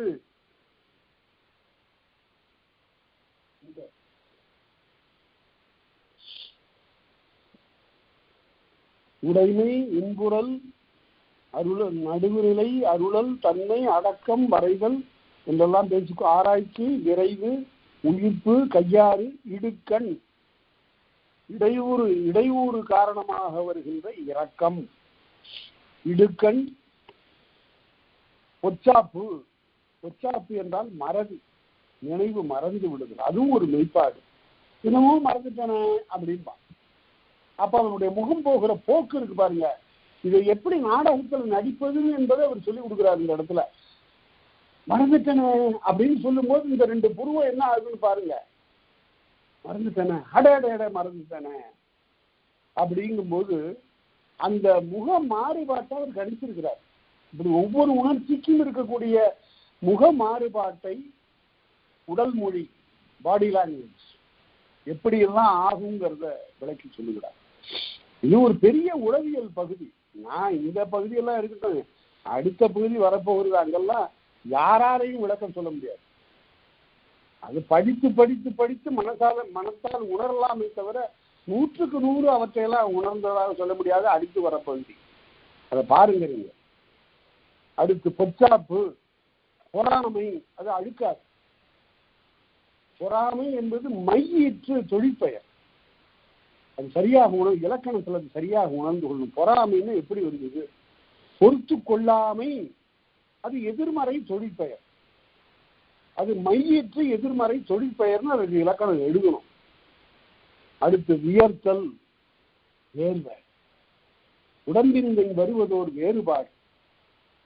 அதை ஒரு நடிகன் காட்டணும்னா எப்படி காட்டணும்? ஒரு மேடையில இந்த மெய்ப்பாட்டை காட்டணும்னா தனக்கு வேர்த்து போச்சுங்கிறத அங்கிருந்து அவன் சில பேருக்கு அப்படியெல்லாம் இருந்ததான் அந்த காலத்துல. நினைத்தால் அவனுக்கு வேர்க்குமா, நினைத்தால் கண்களிலிருந்து கண்ணீர் வழியுமா, முகம் சிவக்குமா. இதையெல்லாம் ஒப்பனை இல்லாமலே நிகழக்கூடிய நிகழ்ச்சிகள் என்று சொல்லுவார். அதையெல்லாம் நாடக களத்திலே கூத்தர்கள் ஆற்றல் தோன்ற காட்சி. அக்காலத்தில் நாடகம் பார்ப்பவர்கள் எல்லாம் மனமுருகி பார்த்த அந்த நிகழ்ச்சிகளை எல்லாம் நிறைய சொல்லுகிறார்கள். இப்ப காலங்கிறது அவற்றையெல்லாம் நான் விலைக்கு சொல்ல முடியல.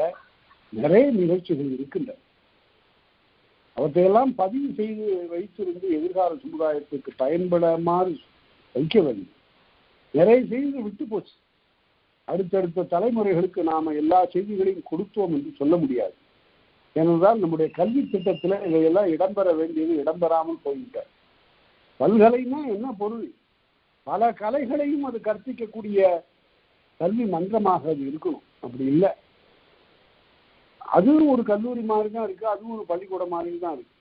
பல்கலை என்றால் ஆயகலைக 64 கற்பிக்கிறது. எல்லா கலைகளிலும் தேர்ச்சி பெற்றவனாக இருக்க வேண்டும். வடநாட்டிலிருந்து மாணவர்கள் நிறைய பேர் தமிழ்நாட்டிலிருந்து கற்றதாக வரலாறு இருக்கிறது. இங்கு இருக்கக்கூடிய பல்கலைக்கழகங்களில் இருந்த பெரியோர்கள் அவ்வளவு வல்லவர்களாக இருந்தார். நாலந்தான்னு ஒரு பல்கலைக்கழகம், அந்த நாலந்தா என்ற பல்கலைக்கழகத்திற்கு ஒரு துணைவேந்தர். துணைவேந்தர்னா இப்ப உள்ள நிலையெல்லாம் நினைச்சுக்காதீங்க.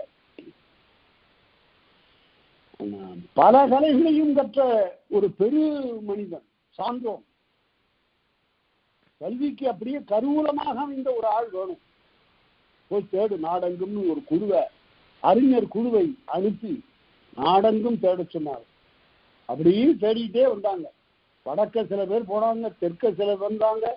அப்படி வருகிற போது காஞ்சிபுரத்திற்கு வந்த உடனே அங்க ஆச்சாரிய திக்நாகர், தமிழர் தாங்க அவர் சமணம் புகுந்ததுனால இந்த காலத்துல சமணர் பௌத்தர்னா உடனே அவர்கள் தமிழர்கள் இல்லைன்னு முடிவு பண்ணிட்டாங்க. தமிழர்கள் சமணம் கழுவினார்கள், பௌத்தம் கழுவினார்கள், அதற்கு தகுந்த பெயர் வைத்துக் கொண்டார்கள், அவ்வளவுதான். அதனால அப்படிப்பட்ட நிலையில் இருந்த ஆச்சாரிய திக்நாகர் என்பவரை, ஆச்சாரியர் என்றால் அறிவு சார்ந்த கலை குறிசில் என்று பொருள். அப்படி அறிவு சார்ந்த கலை குறிசிலாக விளங்கிய ஆச்சாரிய திக்நாகரை காஞ்சிபுரத்து தமிழனை அழைத்துக் கொண்டு போய் நாலந்தா பல்கலைக்கழகத்தில் பல்கலைக்கழக துணைவேந்தராக அமர்த்தினார். அவர் காலம் முடிந்து போச்சு. அவர் போய் இறந்த பிறகு அடுத்தவரை தேடும். மறுபடியும் the committee proceeded to work north and south. தெற்கையும் வடக்கையும் போனாங்க. மறுபடியும் தேடிட்டு எங்கேயும் கிடைக்கிற அதே காஞ்சிபுரத்துக்கு வந்தாங்க. வந்த உடனே அங்க ஒருத்தர் இருந்தார், அவருக்கு பேர் ஆச்சாரிய தர்மபாலன். அவரும் தமிழர் தான். அவரை அழைத்து கொண்டு போய் நாலந்தா பல்கலைக்கழகத்துல ஆச்சாரிய தர்மபாலரை பல்கலைக்கழக துணைவேந்தராக அமர்த்தினார். 2 ஈடு இணையற்ற தமிழர்களை வடநாட்டு பல்கலைக்கழகத்துக்கு கொடுத்தது நம்முடைய தமிழர். அப்படிப்பட்ட பெரிய கலை வேந்தர்கள், அறிவு குரிசல்கள் தமிழ்நாட்டிலே இருந்தது உண்டு. அவர்களெல்லாம் அத்தகைய பெரிய இருக்கைக்கு அணி செய்தார்கள். நமக்கு அந்த பெருமிதம் இல்லாம இல்லை அப்படின்னு கேட்டா, சென்னை பல்கலைக்கழகத்திற்கு அப்படி ஒருத்தர் கிடைச்சார். வேற யாரையும் அவருக்கு நிகராக நான் எப்பொழுதும் சொல்ல மாட்டேன். 25 ஆண்டுகள் துணைவேந்தராக இருந்தார். ஒரு பல்கலைக்கழக துணைவேந்தராக அதிகபட்சம் 6 ஆண்டுகள் தான் இருக்கலாம். இப்பெல்லாம் 3 ஆண்டுகளுக்கே இருக்க முடியாது. இப்ப 25 ஆண்டுகளுக்கு ஒரு துணைவேந்தர் இருந்துட்டு அப்புறம் எனக்கு வேண்டாம் ஐயா, முடியலையான்னு போனார். அவருக்கு பெயர் தான் லட்சுமணசாமி முதலியார். ஏன் அப்படி? அவருக்கு என்ன பெரிய சிறப்பு என்றால், அவர் பெரிய மருத்துவர். அவர் சென்னை பல்கலைக்கழகத்தில் துணைவேந்தராக வந்து அதனை அவ்வளவு பெரிய பெருமைக்குரியதாக உருவாக்கியவர் அவர்தான். அவர் ஒருவரே சொல்ல வேண்டும். அவர் எல்லையற்ற பேரறிவுடையவர். தன்னுடைய மருத்துவத்துறையிலும் சரி பிற துறைகளை பற்றியும் அவர் அவ்வாறு பேசுவார். அந்த லட்சுமணசாமி முதலியார் அவர்கள் சென்னை மருத்துவக் கல்லூரியில பேராசிரியராக இருந்தார். மகப்பேற்று மருத்துவத்தில் பெரிய வல்லவர். அந்த காலத்துல அறியாமல் ஒரு இளைஞன் அங்கிருந்து போய் எங்க துணைவேந்தர் வள்ளியான்னு கேட்டான் பல்கலைக்கழகத்துல. துணைவேந்தர் மதியம் தாங்க வருவாரு. ஏன் என்ன பண்ணுவாரு வீட்டுலயா? அவர் மருத்துவக் கல்லூரியில அறுவை சிகிச்சை செய்வார். அதற்கு பிறகு அங்கிருந்து இங்க வருவார். இரவு வரையில இருந்து எல்லா பணிகளையும் செய்வார். அவர் இந்த பல்கலைக்கழகத்தில் வாங்குகிற ஊதியம் மாதத்திற்கு 1 ரூபாய்.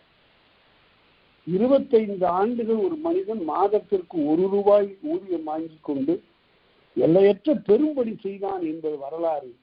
அவரை நினைக்கும் போது நம் கண்கள் பணிக்கின்றன. அவரை பற்றி சொல்லுகிற போது பெரியார் சொல்லுவார், நம்முடைய லட்சுமணசாமி முதலியார் இருக்கிறார், அவர் சொல்வதை கேளுங்க, அவரிடம் போய் எதுவும் தகராறு கருத்து மாறுபடாதீர்கள் என்று பேசுவார். அதனால அவ்வளவு பெரிய கல்வியாளர். அவர் எப்படி இருந்தார் துணைவேந்தர் என்றால், ஒரு காலத்தில் கல்வி அமைச்சராக இருந்த சி சுப்பிரமணியம் அவருக்கு கோட்டையிலிருந்து தொலைபேசி பேசுகிறார். Mister vice chancellor, I want to meet you, நான் உங்களை பார்க்க வருகிறேன். நான் மாலையிலே டெல்லிக்கு போய் கல்வி பற்றி பேசிவிட்டு வருவதற்காக போகிறேன். ஆகவே எனக்கு சில விவரங்கள் எல்லாம் வேண்டும், எடுத்துக்கொண்டு வருகிறீர்களான்னு கேட்டார். உடனே லட்சுமணசாமி முதலியார் சொன்னார், ஒரு துணைவேந்தர் என்ற முறையிலும் சரி, லட்சுமணசாமி என்ற முறையிலும் சரி, ஒரு அமைச்சருடைய இடத்திற்கு நான் வருவதற்கு இல்லை அப்படின்னார். மன்னிக்க வேண்டும் முதலியார், நான் வருகிறேன் என்று சொல்லிவிட்டு ஸ்ரீ சுப்பிரமணியம் கோப்புகளை எல்லாம் எடுத்துக்கொண்டு ஓடி வந்தார். அதுதான் ஒரு பேராண்மை, கல்வி செருக்கு. அதுதான் அத்தகைய பேராண்மை உடையவர்கள் தான் அந்த இடத்துல உட்காரணும். அவர்கள் யாருக்கும் அஞ்சு நடுங்கி தன்னுடைய கல்வியை பலி கொடுக்கக்கூடிய நிலையில் இருக்கக்கூடாது. சரி, அது வேற இருக்கட்டும். அவ்வாறு ஆராய்ச்சி, விரைவு, உயிர்ப்பு என கையாறு, இடுக்கல், பொச்சாப்பு, மறதி, பொறாமை, வியர்த்தல், ஐயம், ஐயப்படுதல். இந்த ஐயம் திரிவுங்கிறது ரெண்டு சொற்கள் இருக்கு. ஐயப்படுதல் ஒன்றா என்பது எது என்று தெரியாமல், திரிவு என்றால் அதுவோ இதுவோ என்று நினைத்தல் திரிவு. ஐயம் திரிவு அறக்கற்றான்னு சொல்லுவாங்க. அப்படி என்றால் எதையும் அதற்குரிய விளக்கத்தை சரியாக மயக்கமின்றி அதுவோ இதுவோ என்று இல்லாமல் கற்றுக்கொண்டான் என்று பொருள். ஐயம் மிகை நடுக்கு என, மிகை என்றால் மிகுதி, எதன் கண்ணும் மிகுதியாக. செருக்கு, மிகை என்பது செருக்கு, கர்வம், ஒன்றுமே இல்லாமல் அடைகின்ற கர்வம். கல்வியின் காரணமாக வருகின்ற செருக்கு என்பது போற்றத்தக்கதாக இருக்கும். இந்த செருக்கு என்பது ஒன்றுமே இல்லாமல் வரிதே ஒருவனிடத்து உண்டாகக்கூடிய, தான் பெரியவன் நினைச்சுக்கிறது. நடுக்கம் என்பது தளர்ச்சி. ஏன்னா அவையும் உளவே அவை அலங்களே ஆகிய இந்த 32ஐயும் அவற்றோடு சேர்த்து கொள்ளுங்கள் என்று சொன்னார்.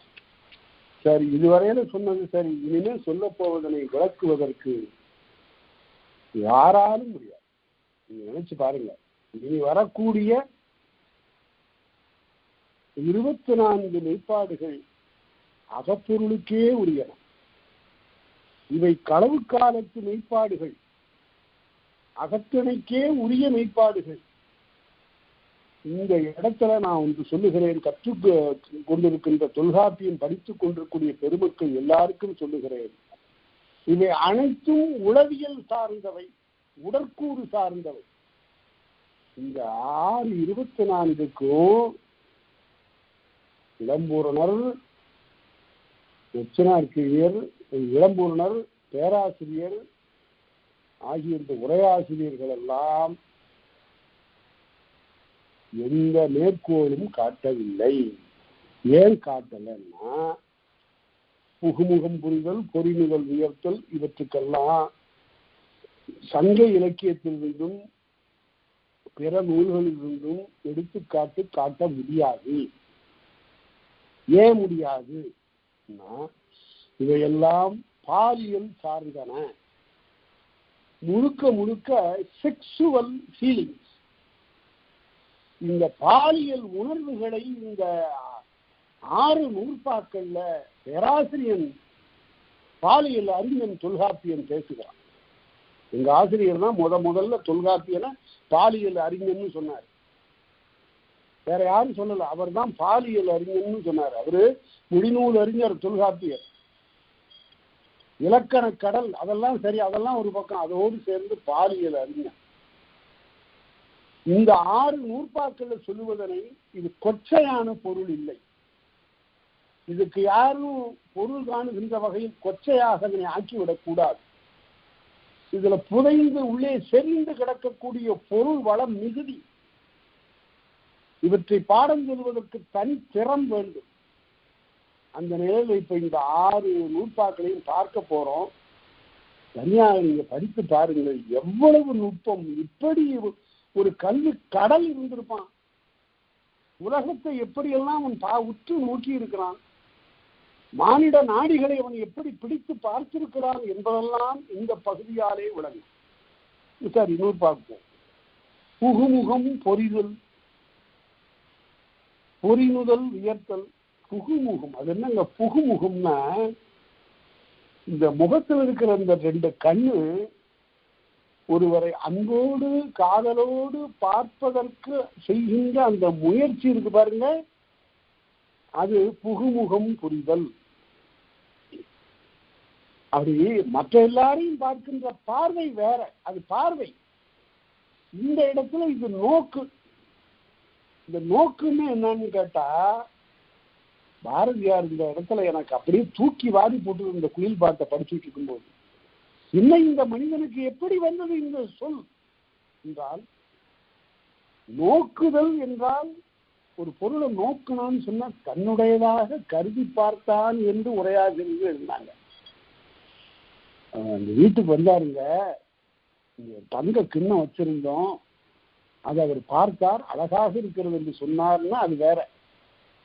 இல்ல தங்க கிண்ணத்தையே அவர் நோக்கிட்டு இருந்தாருங்க அப்படின்னா, இதை போல தனக்கு வேண்டும் என்று அவர் கருதினார் என்று பொருள். இத பாரதியார் எப்படி எழுதுறாருன்னா, அந்த அரசியலன் குமரன் இந்த பெண்ணை பார்த்தானா, பார்க்கல, நோக்கினான். ஒரு காலத்துல நோக்கினான்னு தனக்காக கருதி பார்த்தான்னு பொருள். இப்ப இந்த பாரதியார் காலத்துல இப்படி எல்லாம் சொல்லக்கூடிய பொருள் எல்லாம் மறைஞ்சு போச்சு. அதனால அவர் எழுதினாரு, நின்னையவன் தனக்காக நிச்சயித்து நோக்கினான், தனக்கு என்று நிச்சயித்து பார்த்தான். என்ன அருமையான தொடர்பாரு குயில் பாட்டுல, நின்னையவன் தனக்காக நிச்சயித்து நோக்கினான். கவிதை வெள்ளமா இந்த குயில் பாட்டுல பாஞ்சு ஓடு. எடே திரவியமே தெரிந்த பாட்டுடையாய் பிழை உனக்கு எழுதியதேன் பேசாய் என கேட்டு, ஏன் பேசாம இருக்கிற குயிலே பேசு, அப்படியே உட்கார்ந்து இருக்கிறிய ஒரு மெய்ப்பாடு இல்லாம பேசு பேசுன்னு கெஞ்சான் கவிஞன். உடனே குயில் பேசுதான். குயில் பேசுமான்னு கேட்கறதுக்கு முதல்ல விடை, தேவர் அருளாலோ தெய்வ சினத்தாலோ யாவர் மொழியும் எழுதுவதும் பேறு பெற்றேன், மானுடவருடைய பேச்செல்லாம் நான் கைவர பெற்றேன், இப்போது நான் பேசுகிறேன் என்று சொல்லி அந்த பகுதி எடுத்து பாருங்க. காணப்பறவை கலகலனம் பேசும் பேச்சினிலும் ஆற்று நீர் ஓசை அருவி ஒளியினிலும் அந்த பகுதியை எடுத்து படிச்சு பாருங்க. பாட்டு எங்கெல்லாம் இருக்குன்னு சொல்றான் பாருங்க பாரதி. யாரும் அப்படி விளக்கி சொல்லல.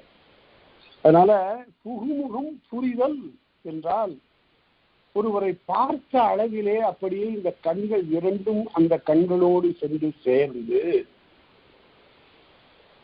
முகத்தின் உள்ளே புகுந்தது போல பார்வை முகத்தை அளந்தன.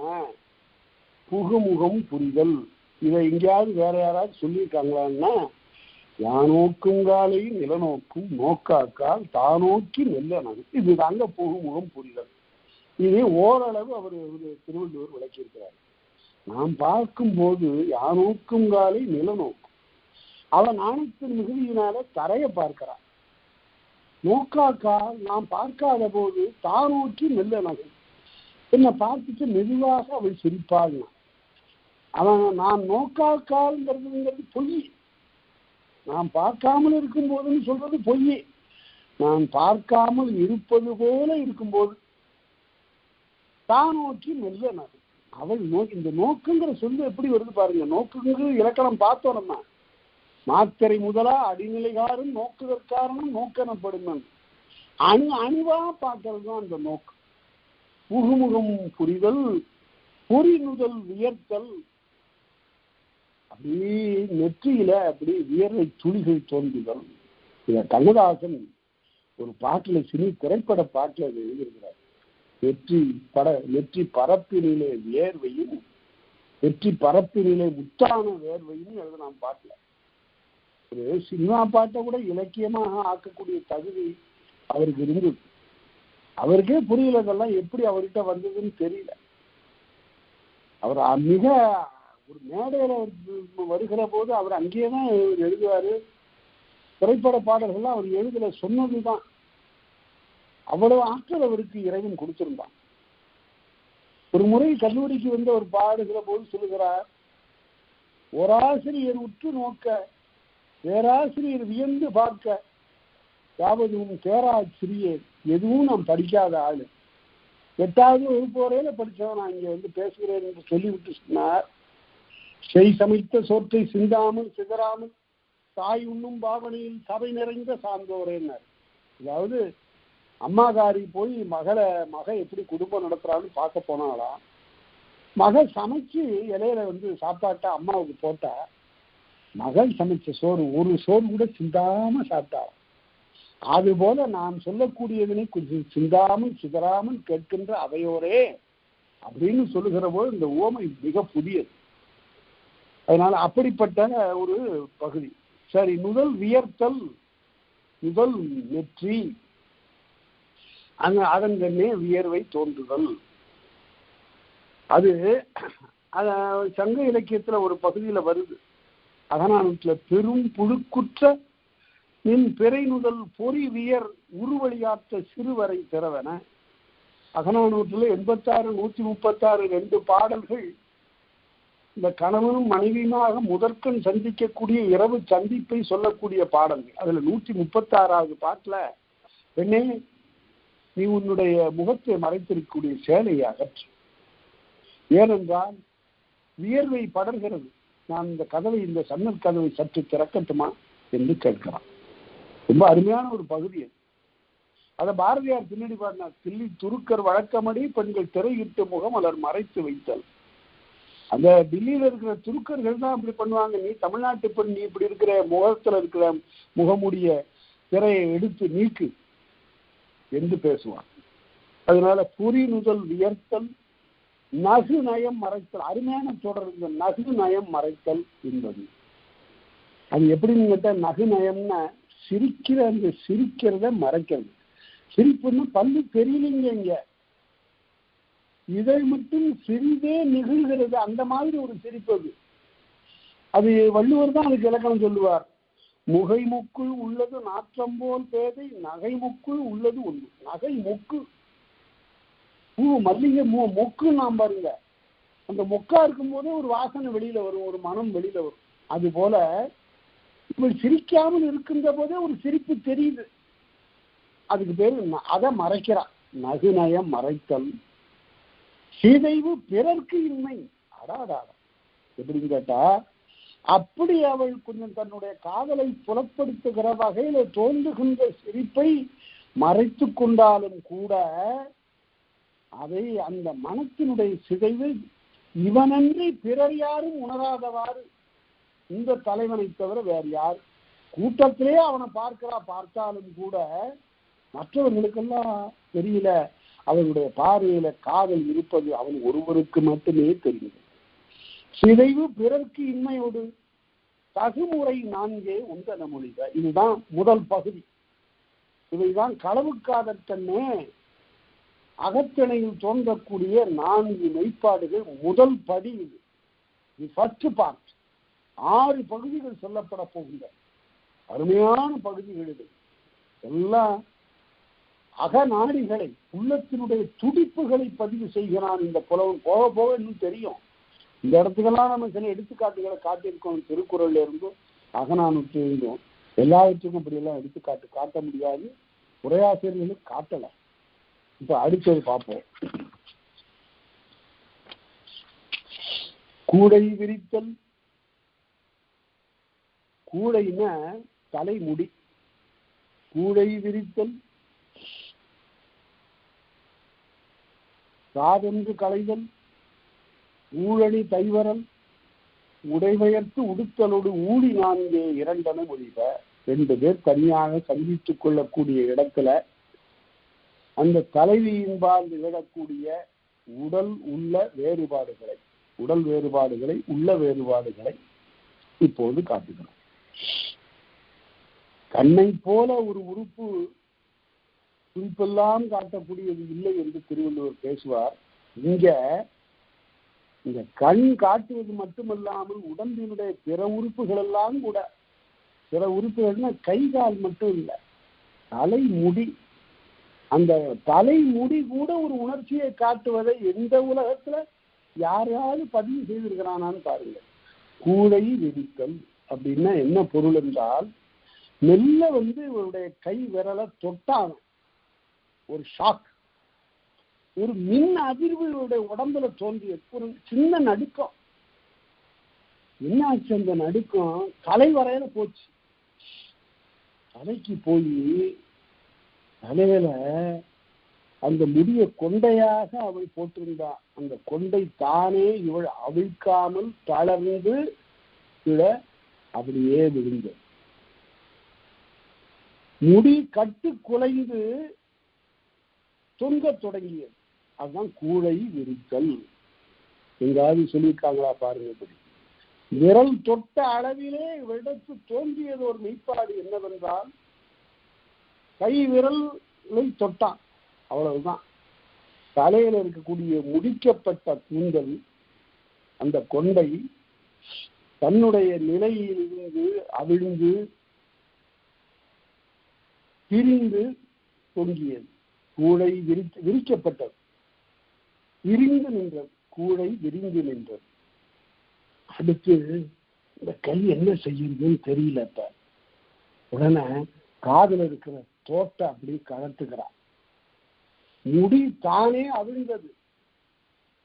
அடுத்தது காதில் இருக்கிற தோட்டை அது தோடு தானே கலலவில்லை. இவ இறுக்கமா இருக்கிறதே என்று அதை கலத்துல ஏதாவது செய்யணுமே, என்ன செய்வதென்று தெரியவில்லை. நாணத்தின் மிகுதியினால, அதிர்ச்சியினால. இதுதான் உண்மையான அந்த காதல் முயற்சி. அது மிக நுணுக்கமாக அவர் சொல்லுகிறார். காதொன்று கலைதல். காதில் இருக்கக்கூடிய அந்த தோட்டை மெல்ல கலத்துகிறார். ஊழனி கைவரல். அடுத்தது முறையாக கையிலே அணிந்திருக்கக்கூடிய மோதிரம், பிறச்செறின்னு பேர். மோதிரம், கை வளையல் ஆகியவையெல்லாம் அதோட இடத்துலதான் இருக்கு. இது அதெல்லாம் கழற்றி போடுறா. என்ன செய்யறதுன்னு தெரியல. ஏனென்றால் உள்ளம் இதுவரையில் எய்தாத ஒரு புதிய அனுபவத்தை பெற்றுவிட்டது. இந்த காதல் உணர்ச்சி உள்ளே போய் என்னென்னவோ செய்ய தொடங்கிவிட்டது. அது கூந்தலை நெகிழ்த்து விட்டது. காதிலே இருக்கக்கூடிய தோடு இறுக்கமாக இருந்தும் கூட அதனை கழற்றி முடுக்க தொடங்கியது. அடுத்து கையிலே இருக்கக்கூடிய வளையலை செரிக்க தொடங்கியது. மோதிரத்தை கழற்றி போடத் தொடங்கியது. ஊழனி கைவரல் உடைபெயர்த்து உடுத்தல். இடுப்புல சேலை சரியாதான் கட்டப்பட்டிருக்கிறது. இருந்தும் கூட அதனை உடைபெயர்த்து உடுத்தல். மறுபடியும் அவிழ்த்து கட்டுகிறான். அதை இறுக்கமாக ஆக்குகிறான். இவ்வாறு ஊழி நான்கே இரண்டன மொழிக. முறையாக வரக்கூடிய வெளிப்பாடுகள் அதை குறுந்தனை தொடி நெகிழ்ந்தனவே தோல் சாயிரவேன்னு ஓரளவு சொல்றார். தொடி நெகிழ்ந்தன, கையில் இருக்கிற வரையில் இறுக்கமான பகுதியிலிருந்து தமக்குன்னு கீழே இறங்கி அந்த உடம்புல இழைப்பு கூட அப்போது ஏற்பட்டதுதான். அதற்கு தகுந்தார் கை வளைகள் நெகிழ்ந்தன, தோல் சாயினவே தோல் மெலிந்தது. இவ்வாறெல்லாம் உடம்பின்கண் வருகின்ற வேறுபாடு. அடுத்து அல்குல் தைவரல் அணிந்தவை திருத்தல், இல்வலி உறுத்தல், இருகையும் எடுத்தலோடு சொல்லிய நான்கே மூன்றன மொழிகள். மூன்றாவது வகையான மெய்ப்பாடுகள் நான்கு என்னவென்றால், இடையிலே உடுத்த சோலையும் உள்ளுறுப்பும் இடையிலே உடுத்த சேலையும் உள்ளுறுப்பும் இவளால் அப்படி தடவி கொடுக்க பெறுகின்றன. இந்த இடத்துல அப்படி கையை வைத்து அவள் நல்ல நீவி கொள்ளுகிறாள். கைவரல் என்றால் இடைப்பகுதியை நீவுதல். இடையிலே இருக்கக்கூடிய உடம்பின் பகுதியை அப்படி தடவி கொள்ளுகிறான். என்னென்னவோ செய்வதற்கு தோன்றுகின்றன இந்த உள்ளத்தில் உடைய இயல்பு. அடுத்து அணிந்தவை திருத்தல். சேலைக்கு மேலாக அணிந்திருப்பவை அரைஞான், உள்ளே அணிந்திருக்கக்கூடிய அரைஞான் ஆகியவற்றை திருத்துதெல்லாம் கை அங்கெல்லாம் போய் என்னென்னவோ செய்கிறது. இல்வலி உறுத்தல் என்றால், இல்வலி என்றால் வலி என்றால் வலிமை, தனக்கு இல்லாத வலிமையை மிகுதியாக காட்டுதல் அப்படின்னு. அதாவது உடன்படாத ஒருத்தியை போல தனக்கு இல்லாத வலிமையை தோற்றுக்கொள்வது. இவ்வளவு என்ன எதனால் விளைந்தது என்றால், அந்த விரல்கள் இவருடைய விரல்ல பட்டன. அந்த அளவில் நிகழ்ந்தவை இவையெல்லாம். அடுத்தது இருகையும் எடுத்தலோடு எல்லாம் ஆச்சு. அவனிடம் விருப்பம் இருப்பதனாலே இந்த கைகள் அவனை முயங்குவதற்கு, தழுவதற்கு, உடன்பட்டு மெல்ல அப்படி மேலோங்கின. இந்த நான்கும் அடுத்த மூன்றாவது வகையான வெளிப்பாடுகளாகும். அடுத்தது பாராட்டெடுத்தல், மடந்தர உரைத்தல். ஒரு சொல் ஓரிரண்டு சொற்கள்ல அவனை பாராட்டுவதற்கு முயலுதல். மடம் தவ உரைத்தல், இதுவரையில் கூடியிருந்த மடம் என்ற ஒரு உணர்ச்சி, அறியாதால் போல ஒடுங்கக்கூடிய அந்த ஒடுக்கம் இப்போது அறிந்தவளாக அவளை மாற்றத் தொடங்கியது. ஈரமில் கூற்றம் ஏற்று அலர் நாணல்.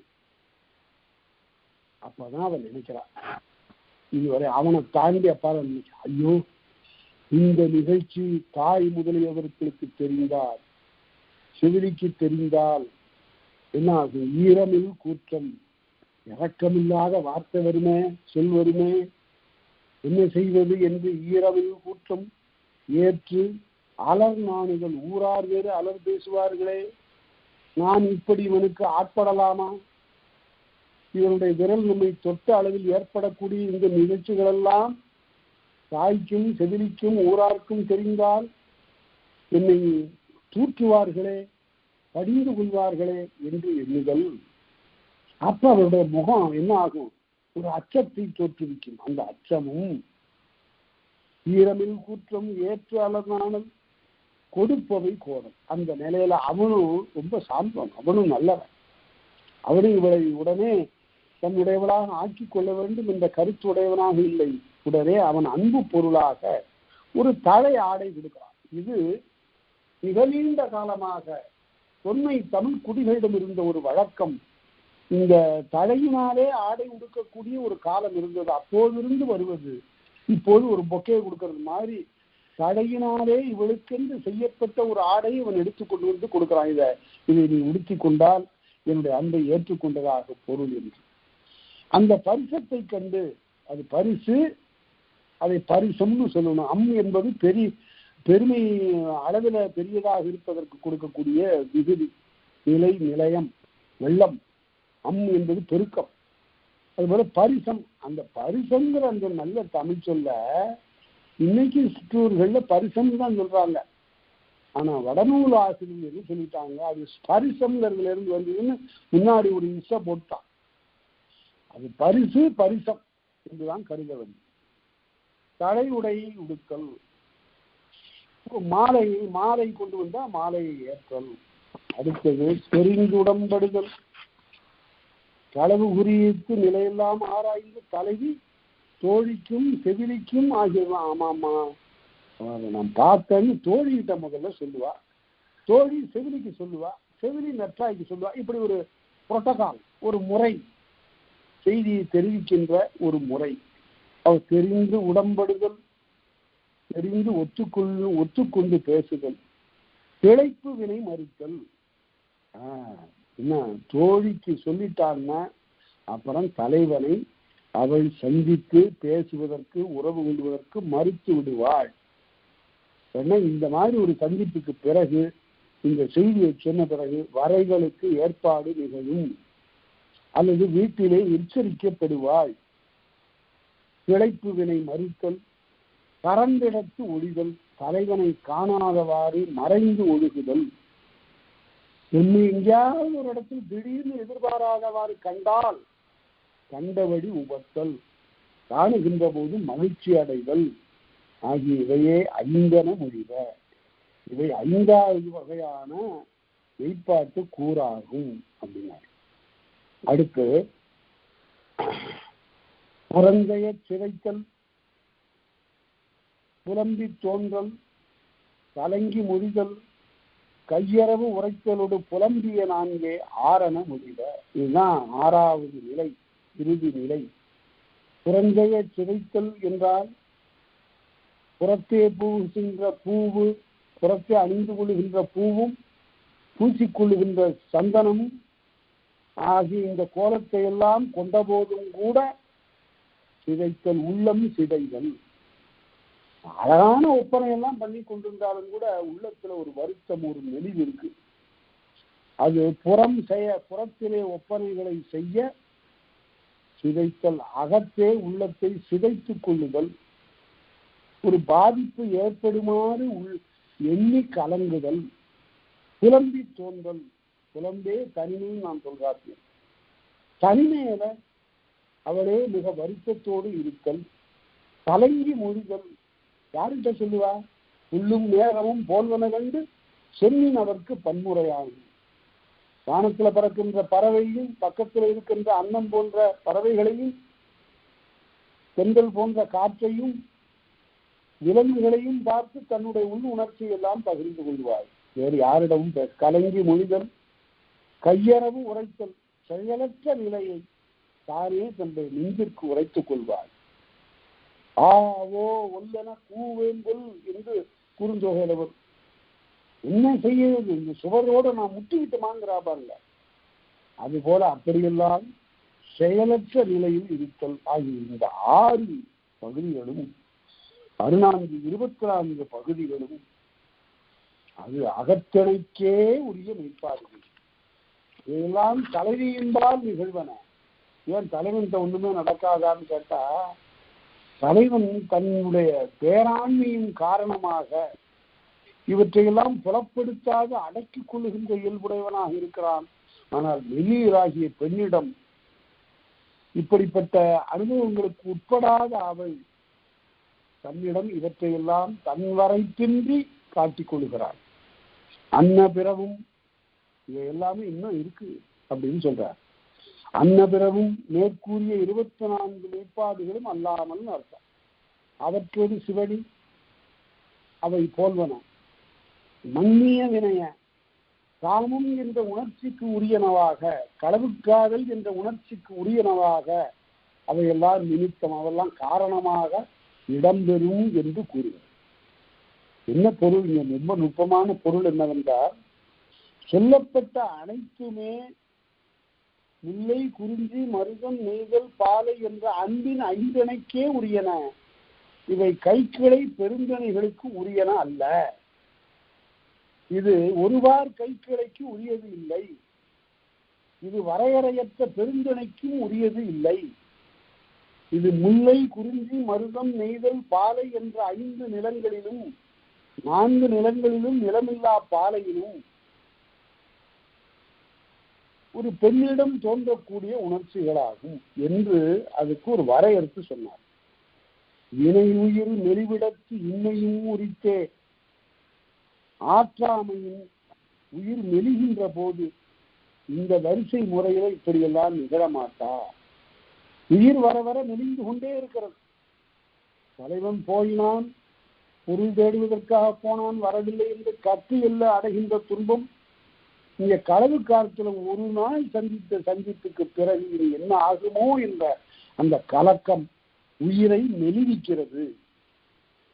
வினை உயிர் மெலிவிடத்து இன்மையும் உரித்தே, என்ன செய்வது என்று தெரியாமல் இருக்கின்ற போது மேலே கூறிய மெய்ப்பாடுகள் எல்லாம் வரிசையாக நிகழும் என்று சொல்ல முடியாது. இறப்பே குறுகிவிட்டது போல, இறப்பே தன்னை அடைந்து விட்டது போல என்று எண்ணுகிற போது மேலே இருக்கக்கூடிய மெய்ப்பாடுகளுக்கு இடமே இல்லை.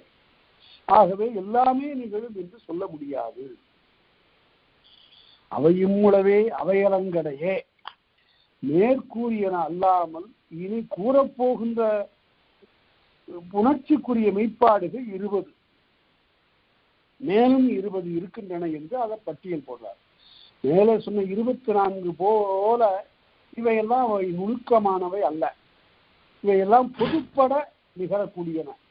அந்த 20 மெய்ப்பாடுகளை பற்றித்தான் இனி அவர் சொல்ல போகிறார். இந்த பகுதிக்கு நாம என்ன விளக்கம் சொல்றது? இவற்றுக்கெல்லாம் ஒவ்வொன்றுக்கும் உரையாசிரியர்கள் எடுத்து காட்ட முடியல.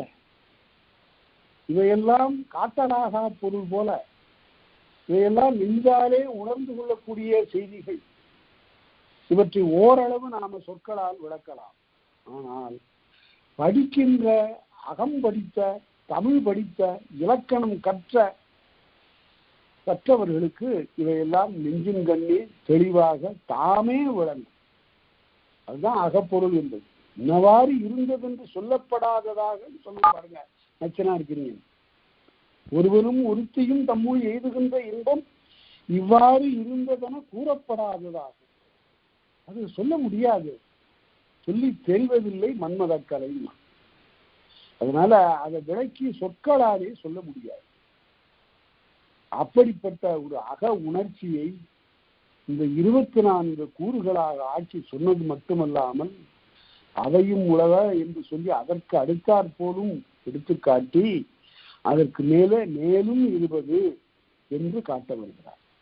24க்கு பிறகு மேலும் 20 மிக பொதுவான எல்லா இடத்திலும் நிகழக்கூடிய எல்லா பெண்களுக்கும் நிகழக்கூடிய அந்த 20 உணர்ச்சிகளை ஆசிரியர் இங்கே வடித்து காட்டப் போகிறார். இது ஒரு நுணுக்கமான ஒரு பகுதி. இதை மேல மேல நீங்க இலக்கணம் நன்கு கற்ற நிலையில் படித்து பார்த்தா பல நுட்பங்கள் இருப்பதை உணர்வீர்கள் என்று சொல்லிக்கொண்டு இதுகாரும் கேட்ட அனைத்து பெருமக்களுக்கும் நன்றி தெரிவித்து அமைகின்றேன். நன்றி, வணக்கம்.